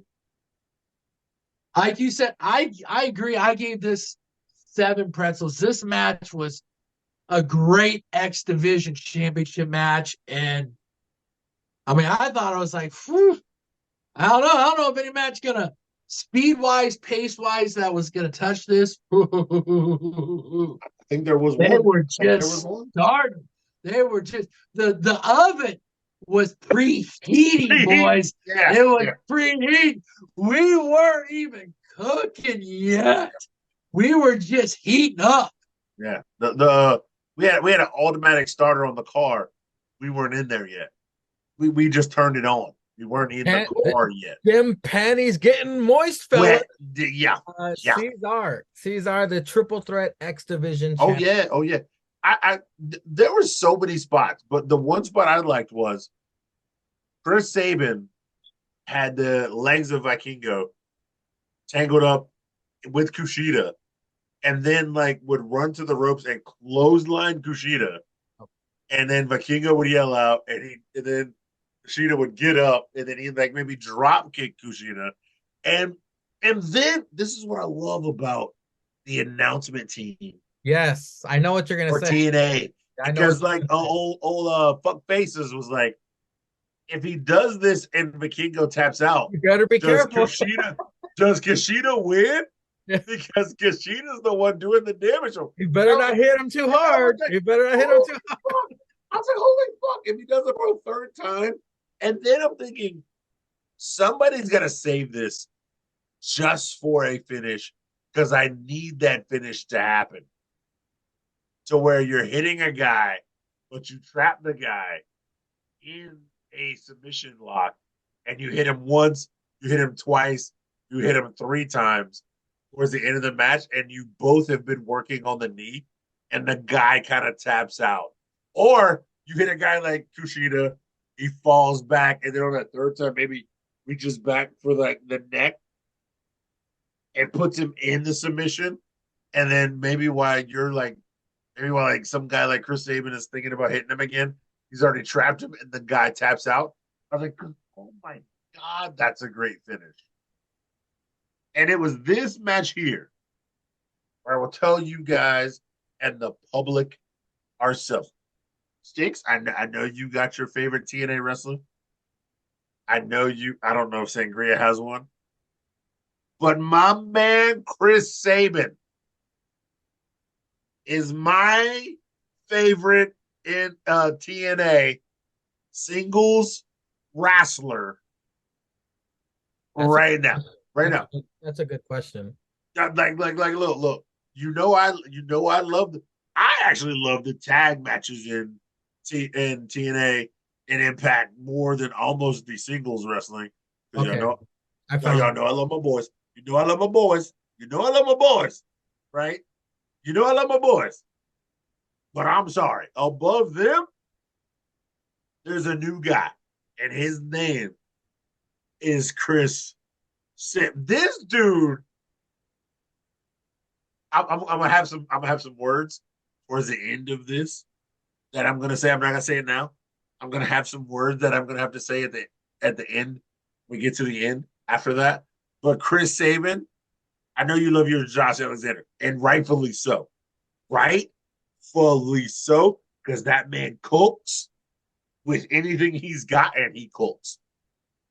But Chris Sabin, that's my guy. I feel like he's disrespected as that X Division champion 10 times, and I'm gonna have some words. I'm gonna just have some words. This is my man. We all 3 have different favorites. Yeah, but I actually gave this an 8. I gave this an 8. Wow. Okay. I gave this an 8. This match cooked, and it cooked when it needed to cook. You know I love me some Kushida. You know I love me my time man Kushida. Chris Sabin, he always cooks, he delivers. That besides like the statutory rape, he is like fucking Karl Malone, and he delivers the mailman every fucking time. The UPS driver, the Amazon driver, the FedEx driver. That is fucking Chris Sabin. Okay, he's a new mailman. We're taking mailman from Karl Malone because he likes the statutory rape bitches, and we're putting it on Chris Sabin because that motherfucker is a G for real. Love me some Chris Sabin. This man cooks no matter what. You know I love me some Motor City. No, cracker shit. You know I love that shit. Damn, this match cooked. That boy Vikingo, yeah, he cooks. We've seen him on AEW cook some shit up. But yeah, love me some Chris Sabin. I gave this. Sorry, I gave this an 8. Before Cesar dies, we're like, Yeah. it can't get better than that, right? We just saw the best match of the night. Nope. Well, Hold up on. next was a very interesting match. So when I saw it on the card, I was like, Josh Alexander is a badass. Like this dude, he's the walking weapon. He's proved it for the longest time. And he's taking on who is this Rudy Poo buff man? I don't know who the fuck this guy is. Man, agree. Let me just. Let me finish. Okay, Cesar interrupts me enough. So I'm looking at this and I'm like, who the fuck is this guy? It's Josh Allen. He's Alex Hammerstone. Even the name, I was like, all right, let's get Thor Brick Crusher versus Josh Alexander. I was like, let's see what this. Let's see. And then we got the intro video. I was like, oh, okay. This guy's intense. I think I'm digging it. And then the match. So I love being introduced to new talent that impresses, like the CWC. I'm gonna reference the CWC till I die. There we go. That's my favorite tournament of all time. CWC was a bunch of dudes I never fucking heard of, blowing my mind. So that's what I like. It's an exhibition. These guys are going in, they're fighting. I don't know who the fuck this guy is. I know Josh. Josh is the man. He's going up against his no guy. Who the fuck is this guy? Saw the video package. Okay, I'm digging it. Then the match. Rare to see a brick shit house with 0 tattoos in Hammerstone. Facts. Dominates the start of this. Josh, then he starts going to work, baby. Attacking the legs of Hammerstone. The ref shouting like a Karen and looking like a 50s housewife. Josh drops Hammerstone on ring apron, spine first. Josh systematically taking apart Hammerstone. Oh shit. Hammerstone's hulking up. No selling all the damage he just taken. I'm loving Josh's counters into the ankle lock, shades of angle. He even grapevines it, but fucking Hammerstone gets out of that. Josh able to roll away from Hammerstone after Nightmare Pendulum, which was also a badass move. Death Valley Driver onto apron. That's Hammerstone to Josh. A TKO as well for a 2.5. Hammerstone catches Josh's elbow with his fucking jaw. I have never seen that before. That just gave him 10 extra badassitude points. I was like, holy shit. But in the end, of course, Josh Alexander, the walking weapon, C4 spike. Josh takes it. I was like, wow, that was incredible.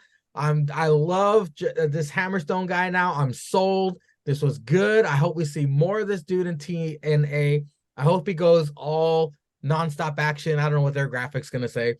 But because of that, great story being told. Josh Alexander, the best, going up against Hammerstone, new guy. I didn't know. I gave this 8 solid pretzels. I loved it. I loved this match. I was like, man, it can't get better than this, can it? And it did. Sorry, it did. Who did we leave off? Cesar? Cesar? Josh? Yeah. Hammerstone? What'd you think? First of all, I saw this, right? I saw this. Hold on, let me get a drink. Okay. You know what? I'm gonna fucking wait. I'm gonna fucking wait till you get back. I'm gonna just keep saying I'm gonna wait, and then you go in and get a drink. You All right. stupid bitch. All All right, he's back. Go, All right, go. he's back. He's back. And I saw this match coming next, and I go like this. Josh Alexander sticks his, and since I've been taking paid the money for the Impact, or watch the Impact, and I'm like, damn, Sticks might be right. Josh Alexander don't miss this nigga out here cooking, and I understand why he had the title for so long. He had it for so long, and then he had to give it up because he was injured. And I was like, yeah, I understand because this motherfucker cooks. Don't matter who in the ring, it's gonna be a banger ass match, and it's gonna cook. Now, yeah, if you're talking about independence, I didn't know who that other cracker was. What's his name, Sangre? It was Alex Hammerstone. Hammerstone. Yeah. Hammerstone. I was like, all right, big dude, looks like he can cook. Video package showed highlights, and I was like, yeah, because it's highlights. They got the mixing in that ring. And I was like, hold on now. I was like, hold on. I was like, buddy cooking. Hold on, buddy cooking. I was like, for some cracker I don't know. He out here doing work, doing dirt. And I know my man, Josh Alexander. Because even when Sticks gave him homework, when it was tag team matches and it was Josh Alexander, he was out here doing work, doing dirt. I was like, hold on. They about to put on a classic. It's just nothing but, hey, I'm new and I want to fight the best, and I'll be goddamned if the best say, pull up, bitch. Pull up. You want to see what TNA about? Pull up. God damn, this match was so good. Yeah. When he hit it good buddy with the slam to the outside. The announcer said it's the hardest part of the ring. But yeah, old Hammer Cracker was spiking him in the ring. Not taking he hit the fucking, he hit the spin. He tried to go for the spinning elbow strike to lead to the C4. And old Hammer Cracker just said, Yeah. no. And I was like, oh shit. I was like, oh, we got a fighter here tonight. We gonna scrap. God damn, this match won't good. This match for a dude who's on the indies, making his way to TNA. Yeah, I hope he has a TNA contract. Because that guy was great. These are those matches where you say somebody in a loss look better than the person who got the win. Because we know Josh Alexander is great. So he should get the win, right? We know he's great. And he's building himself back up to fight for that championship. And technically he never lost. He got injured, he had to give it up. But that boy Hammer Cracker, ooh shit. I thought this was just as good as the match before. I also gave this an 8. This match cooked. The last match cooked. After that PCO match, I was like, damn, they cooking. I was like, all right. The ladies got their shit in. There's a new champ. The Decay is back. The crowd is hyped. Good. I was like, oh, Chris Sabin, damn, super good. Kushida, super good. I know Volkingo's good. Damn, this match cooked. Chris Sabin got the dub. Hell yeah, cooked. Then I was like, God damn, Josh Alexander. I was like, oh, y'all niggas is feeding us. It's Golden Corral. I gotta get my bib out. I gotta take a shit because I'm full. I gotta take a shit, make some room because I need a second plate. Y'all niggas is cooking. Damn, this is an 8. And I was like, oh my God, this is so good. I was like, how does Tony Skeets not put this shit on with the talent he has? With the talent you have, why are you not cooking like this? And I was like, damn. I was like, even the Fed ain't cooking like this. Sometimes the Fed is not cooking like this. NXT be cooking like this. But sometimes Trips ain't cooking like this. He still puts on bangers. I'm not saying Trips. Trips ain't putting on bangers. We know Vince. This is attitude era Vince. Like shit. Vince can't put no shit like this on right now. Trips is cooking. But I was like, yo, TNA are putting on banger. You're not giving the crowd time to rest. because the matches are so good, but then they're so involved. And I'm like, this is kind of what I want. Like it was kind of like last year's night one on WrestleMania, where you're like, damn, this was good. Damn, this was good. Damn, this was good. Damn, this was good. Oh, y'all ain't missing tonight? Oh, y'all ain't missing tonight? Because you feel like if you're there live, you have to put out so much energy. And I was like, yo, I'm gonna sleep good tonight because these motherfuckers are putting out so much good shit, and I'm just feeding it energy, and that's what I want from my wrestling. And they delivered on this. But yeah, go ahead. Six, we got 8 pretzel ratings. I'm pretty sure you're familiar with old Hammerstone, but go ahead and wax about your boy showing up, showing out, Mm-hmm. putting on a show for the tripod. It was for us. What did you think, sir? Gentlemen, Mr. Alex Hammerstone comes to us by way of Major League Wrestling, MLW. Sure. I'm going to throw around a term that a lot of people use all the time. Hottest free agent. Mr. Alex Hammerstone is a free agent. For some reason, him, Major League Wrestling can come together on a new contract. Quite frankly, it's probably going to be MLW's loss. Yeah.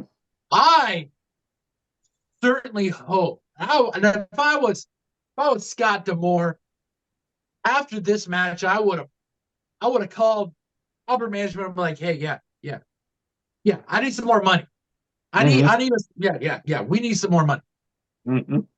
This match was great.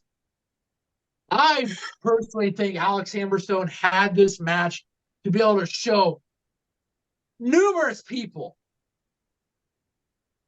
I'm a free agent. Let's start backing up. Give me some signs. Send some papers. And he couldn't have had it with a better opponent than the standard himself, the walking weapon, the Iron Man himself, Josh fucking Alexander. Now, boys, I've watched a lot of Josh Alexander matches in my life. I've watched tag team matches. I've watched copious amount of singles matches. Whew. The match he had with Alex Hammerstone was up there with some of the best ones that he's had. And I'm telling you this, Alex Hammerstone, for as big as a guy that he is, this guy isn't just a power game guy. This guy can move with the best of them. Like, if this guy signs with TNA, you could throw him in an X Division match and he's gonna cook with Chris Sabin. He's kind of like a white moose. Like, he's quick, he's fast, he's got power, he's got size, he's got height, and he's strong. It's like white moose. This guy is fucking phenomenal. Win or lose, he is going to give you a great match. And that's what we had here. Like you guys said, even in a loss, he looked good. Now, I will say this. He looked a little bit better than Josh in the loss. And that says a lot coming from me. But I think he had to, though. I think he had to if he's coming to TNA. Because think about this. Well, Cesar, let's Sticks finish. Let Sticks finish. No, that's fine. That's fine. You're right. Like Cesar said, he had to, not only because if he's coming to TNA, but also being a free agent. You need to go out there and put on a banger and show, even in a loss, I'm a valuable asset to you. Now, I'm going to go ahead and just get straight to it. 8 in the salt for me from this match. This was a great match. Josh is, fuck, guys. We see Josh, the ways he's able to get to that ankle lock, but to be able to put the C4 on a guy like Alex Hammerstone, and he did it so effortlessly. Like, he got the underhooks, got him up, held him up there for at least a good 2-3 seconds. Bam, nailed it. 1, 2, 3. Business as usual, picked up a dub. We're moving on. This was a great match. I mean, this match was great, and both guys look good. One looked better and the loss, and Alex Hammerstone, but like Cesar said, and I echo the same sentiments, he had to, because not only if he's coming to TNA, but as being a free agent, you need to put out some good tape, some good matches that people who haven't watched him in Major League Wrestling can see. And he did that. 8 pretzels with the salt. Great match. Yeah, that's the only thing I'm saying. Like, the fact that us as like supermarks, yeah, fuck it, we're supermarks. We've watched wrestling for over 10, 15 years. To know when we see a guy who looks better than like one of the top guys in a loss, like the fact that we can say this guy looked better in a loss than we can say Josh Alexander looked better in a win, because the match was so good. You got to sign this guy because we know this guy can go. That's all I'm saying about this gentleman.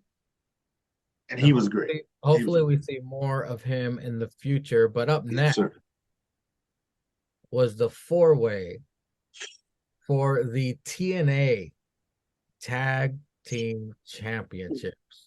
Jesus Christ. This one had the A, the B, the C, the defending champions, versus the Grizzled Young Vets. That's right, gentlemen. The debut versus my favorite TNA guy. My favorite TNA guy is Speedball. Okay. That's not bad. That's not bad. Nobody's hating on him. Sadly, nobody's hating on him. We didn't get Trent Seven because what? No mustache? No, Sans Mustache Mountain. We had a last minute replacement. We went to Home Depot. We found one Mexican. We're like, here, put on this. Be Speedball's partner. He's like, see. And they got his ass in there versus the old Rascals. Yeah, we didn't. I didn't think there's a lot of snow in the Northeast, man. I didn't think it could get any better than what we've just previously seen, but holy shit. Wait, hold on now. Hold on. You said they cooked better than the last match? This got beer cheese written all over it. Very cool. Very cool to see the Grizzled Young Vets back in the ring again, rocking the KFC trunks. Yeah. This is tag team wrestling at its finest. Embodies total nonstop action. Double waffle jalopy by ABC to Trey Miguel. Ace not able to leap off of rope for a double team is the only botch so far, but they bounced back. Oh, Laredo just slipped off the rope. So much shit is happening so quick. Just know this is awesome and the crowd agrees. Yeah. ABC retained with the 1 and the 2 over the Rascals. This was a crazy awesome match, which I can't do it any justice with my fucking notes. This is the first match of the year candidate, and we just getting started. This is the first pay-per-view of the year, and we got the fatal. Get the paper up. Fatal 4-way for the TNA Tag Team Championships, where the EC retained and a 9 pretzel and the beer cheese match. Sticks, where your socks is blown off is mine. Oh, you know. When any of us mention match of the year, I'm gonna invoke a new rule. Yeah, get your phone out whenever you save shit, however you write shit. Get your phone out, write a note that you said match of the year on this tripod, and then just write it down. Because I'm fucking putting my note shit right now. I'm putting my note shit for tripod match of the year. Because I ain't gonna lie. For y'all, I know he said Sticks is next. I ain't gonna lie. I fucking agree. So Go ahead, Sticks. yeah, wax poetic, brother. When we saw this match being formulated, I think we all thought it was going to be, at worst, probably a 7 or 8 pretzeler at worst. But, gentlemen, once again, it's the first match under the reformed TNA banner. Mm-hmm. And we got the Rascals, which we know the Rascals. We know that they a good tag team. They can put on some bangers. We got, at the time it was going to be Speedball and Trent Seven, but we got Speedball and I think it was Eldorado Kid, which Eldorado Kid, he can go. He's had some really good matches. You put him with Speedball. They can cook. Formidable tag team. We got the tripod favorite, the boys that are out here doing God's work, but also a man who has his own day that's coming up tomorrow. The doctors, not Britt Baker, but Dr. Martin Luther King, doing his work, saving the world and putting on banger matches. We had our boys, the A, the B, to the 2 sweet C's themselves. But then, a tag team that we are well known about, to us, a tag team that we have been fans of for quite a while, that somehow became free agents, somehow got out of the building that is WWE. The grizzled young vets, soon to be recognized, and soon for everybody to find out about how great of a tag team are. We had them thrown in. And boys, I echo the same sentiments you do. I'm marking it down. I'm typing it in. Match of the year candidate. The pay-per-view happened on Saturday the 13th. We are 13 days into the new year, that is 2024. And we have a match of the year candidate. And it's no surprise. It's no surprise. It's a match that has all the people that we just talked about. But these guys cooked. This was total nonstop action. The move, ABC, them boys, like you said, the double waffle jalopy. The only critique, it is a small critique, but it happened in a lot of matches. Ace Austin slipped on that rope. I mean, there was a lot of people that had mess ups on that same side of the ring, but that couldn't hamper this match one bit. Boys, our tag team went out there and put on a banger with 3 other tag teams. 9 and the beer cheese from yours truly. Our boys went in tag team champions. And in a night where we had seen some changes, kind of worried me a little bit because, I mean, all the ingredients are there. Our boys went in champions and still TNA tag team champions.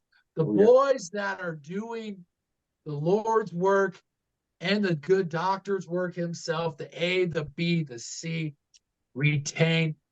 Hell of a match.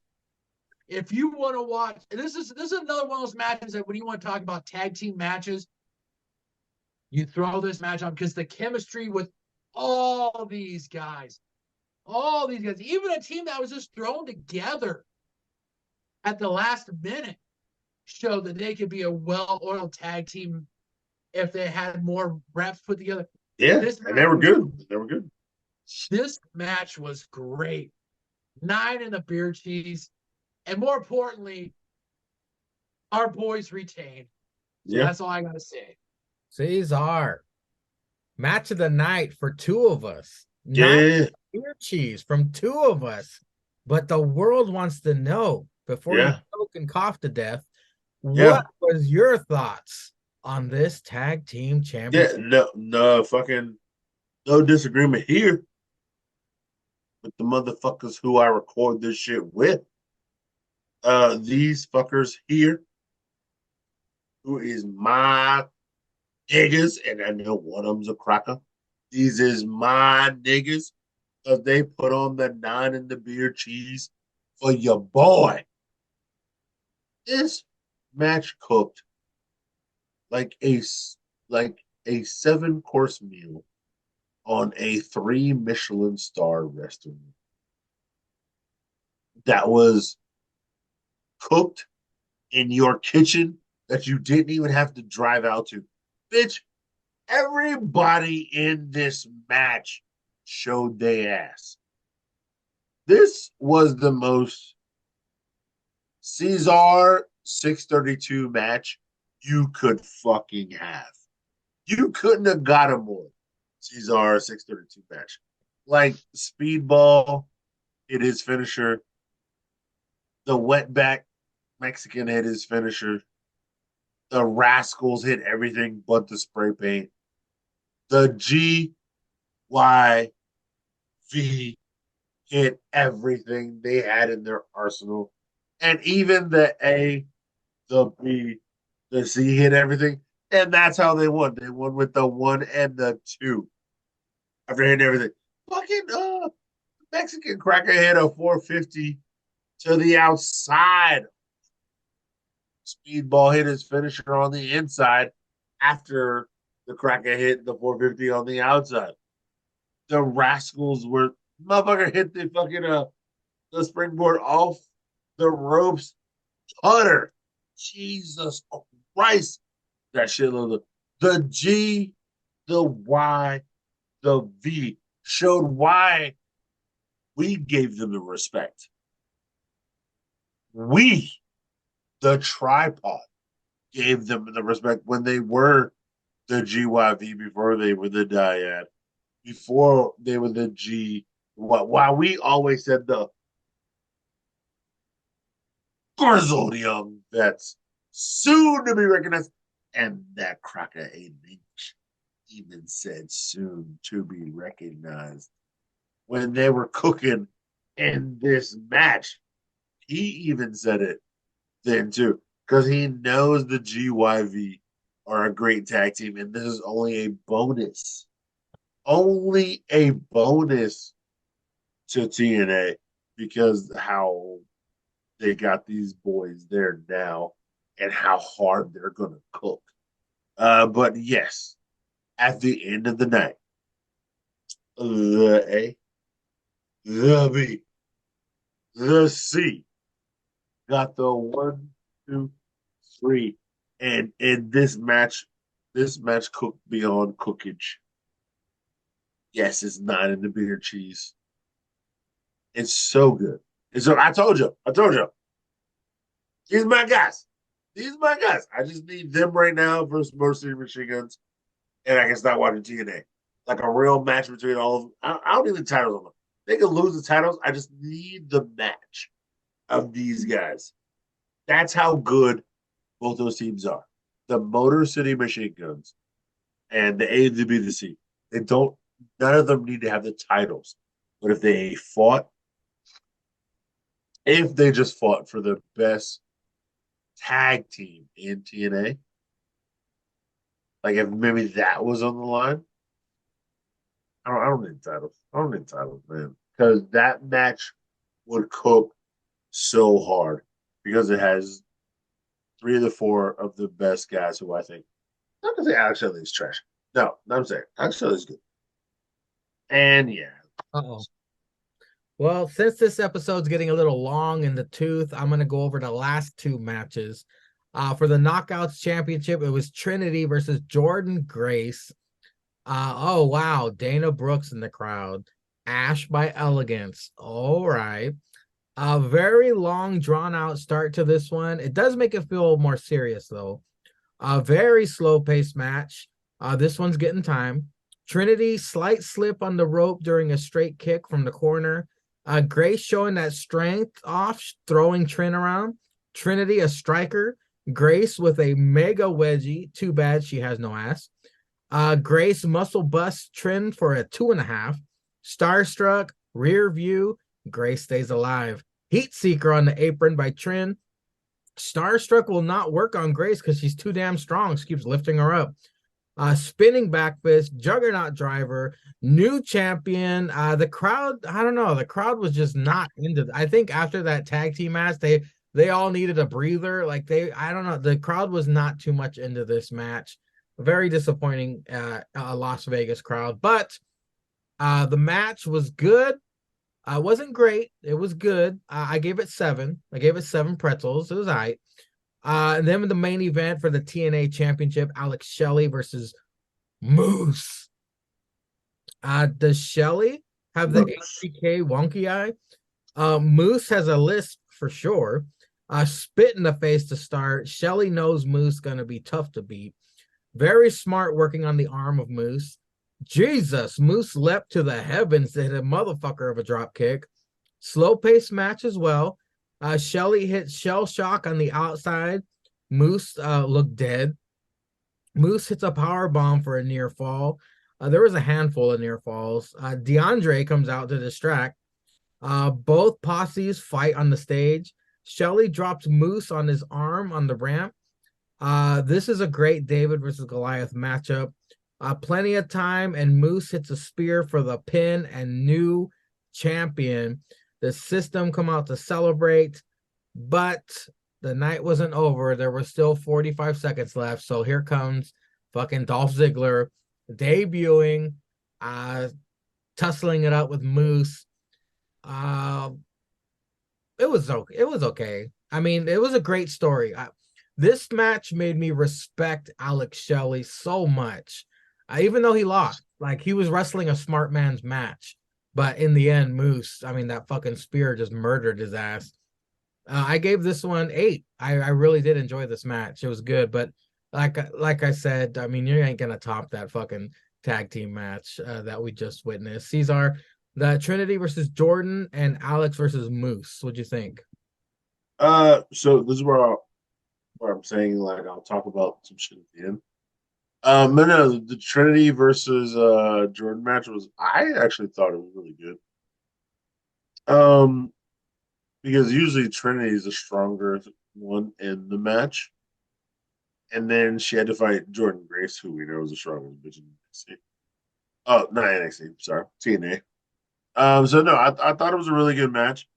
Trinity trying to hit the submission in different ways and stuff like that. And I gave that match a 7 myself.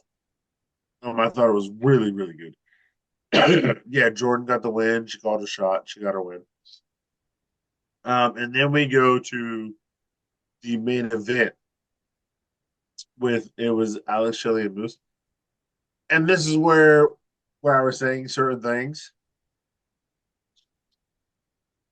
This is where I think they maybe they don't see it, maybe the people don't see it, but I think Chris Sabin and Alex Shelley should switch. I would like to see Chris Sabin as the heavyweight championship and Alex. I feel like Alex Shelley in all of his like TNA heavyweight defensive championships, like I feel like it's always a 20-minute match, maybe even a 22-minute match. And 10 minutes are spent on the outside of this match. On the outside, not in the ring. They're always on the outside and not in the ring. but he wants to win by like the shell shock or a submission. And I get it. You hit the shell. He always hits the shell shock outside, but you can't do shit with that because it's on the outside. And when you throw that cracker back in the ring, it's been like 7 seconds outside the ring, which is a slow ass count, and the person's going to kick out. I feel like it just drags on kind of. But I feel like Chris Sabin has way more action in the ring, and maybe it's just because he has more action, fast pace in the ring. But I get it. I get it. When you watch the match, Alex Shelley was working on the arm, and I get that. But he worked on the arm all on the outside, and not on the inside. But it took 10 minutes outside, 10 minute inside, and then he got a shell shock on the outside. I'm just like, bro, what is this? What is this? Because I don't know. I just feel like a lot of people can get shit more done on the inside of the ring and the inside of the match between the ropes. I feel like certain people can get more done inside of that. That it makes it a better match. But what I keep watching is you doing it on the outside and half on the inside. And it's still and I get it. You're fighting Moose, and Moose was eating them chops, and then at one point it was like chop, chop, chop, and then Moose was like chop, and that I thought was great storytelling because Moose is so big. So one of his chops was to Alex Shelley's chops, but then like I was like, you hurt his arm on the outside, you hurt his arm on the stairs. You hurt his arm when he tried to attack you on the ring post. You hurt his arm on the ramp. You hurt his arm, blah, blah. Like, why are you outside all the time when, like, let's be honest, that Josh and Hammerstein match was, like, really, like, 90% inside the ring. There was even if you want to keep it on the ring, the hardest part of the ring, it was still 90% in the ring. And you're like 50-50 outside of the ring and then in the ring. I don't know. Maybe that's just me. It's up to y'all, whatever.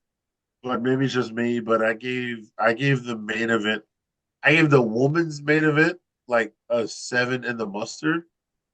But I gave the main event just like a 6 in the salt. Wow. Stick. Yeah. This is where the tripod hosts differ here. Besides the women, I think me and Cesar gave it the same. But what'd you think of men's and women's main event? Women's championship match, I gave it 7 as well.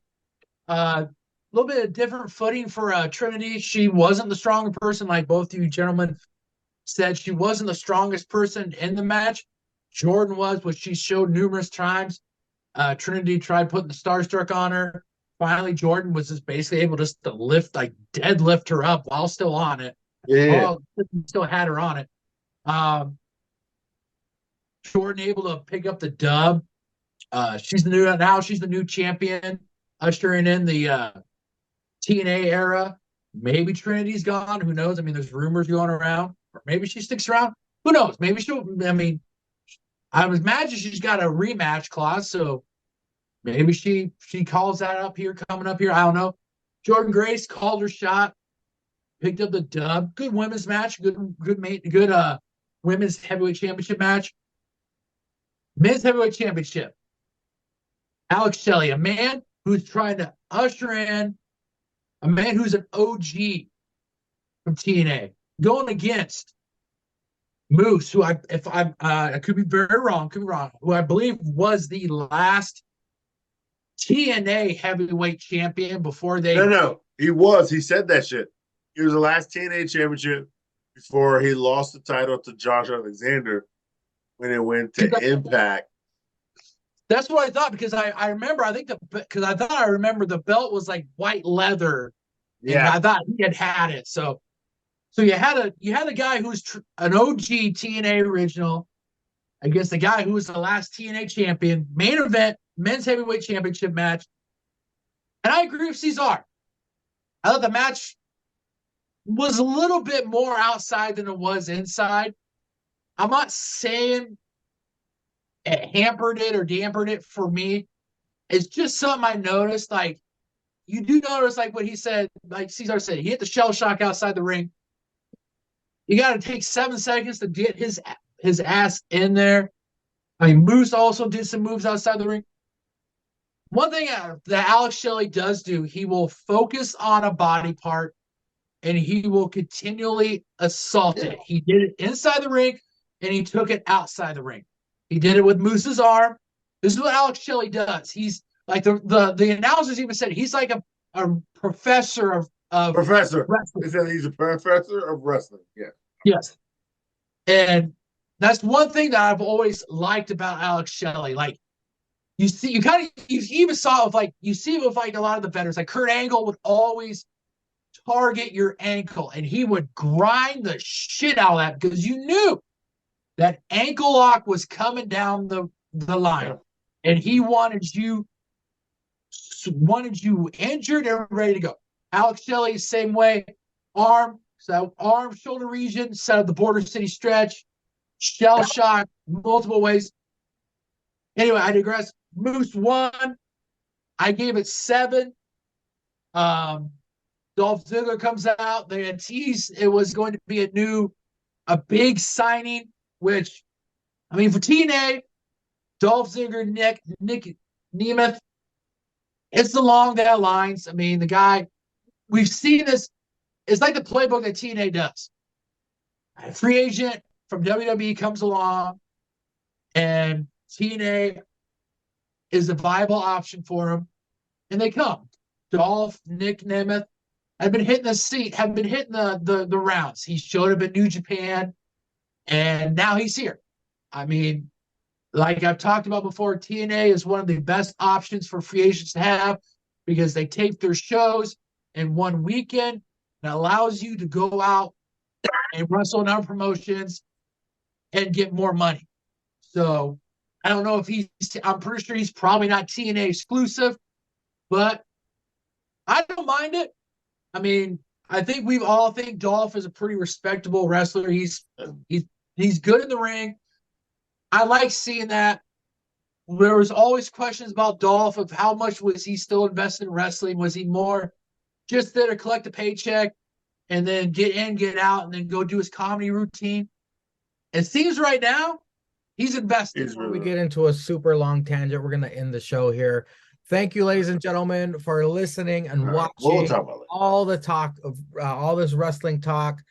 We should return next week if Cesar's alive.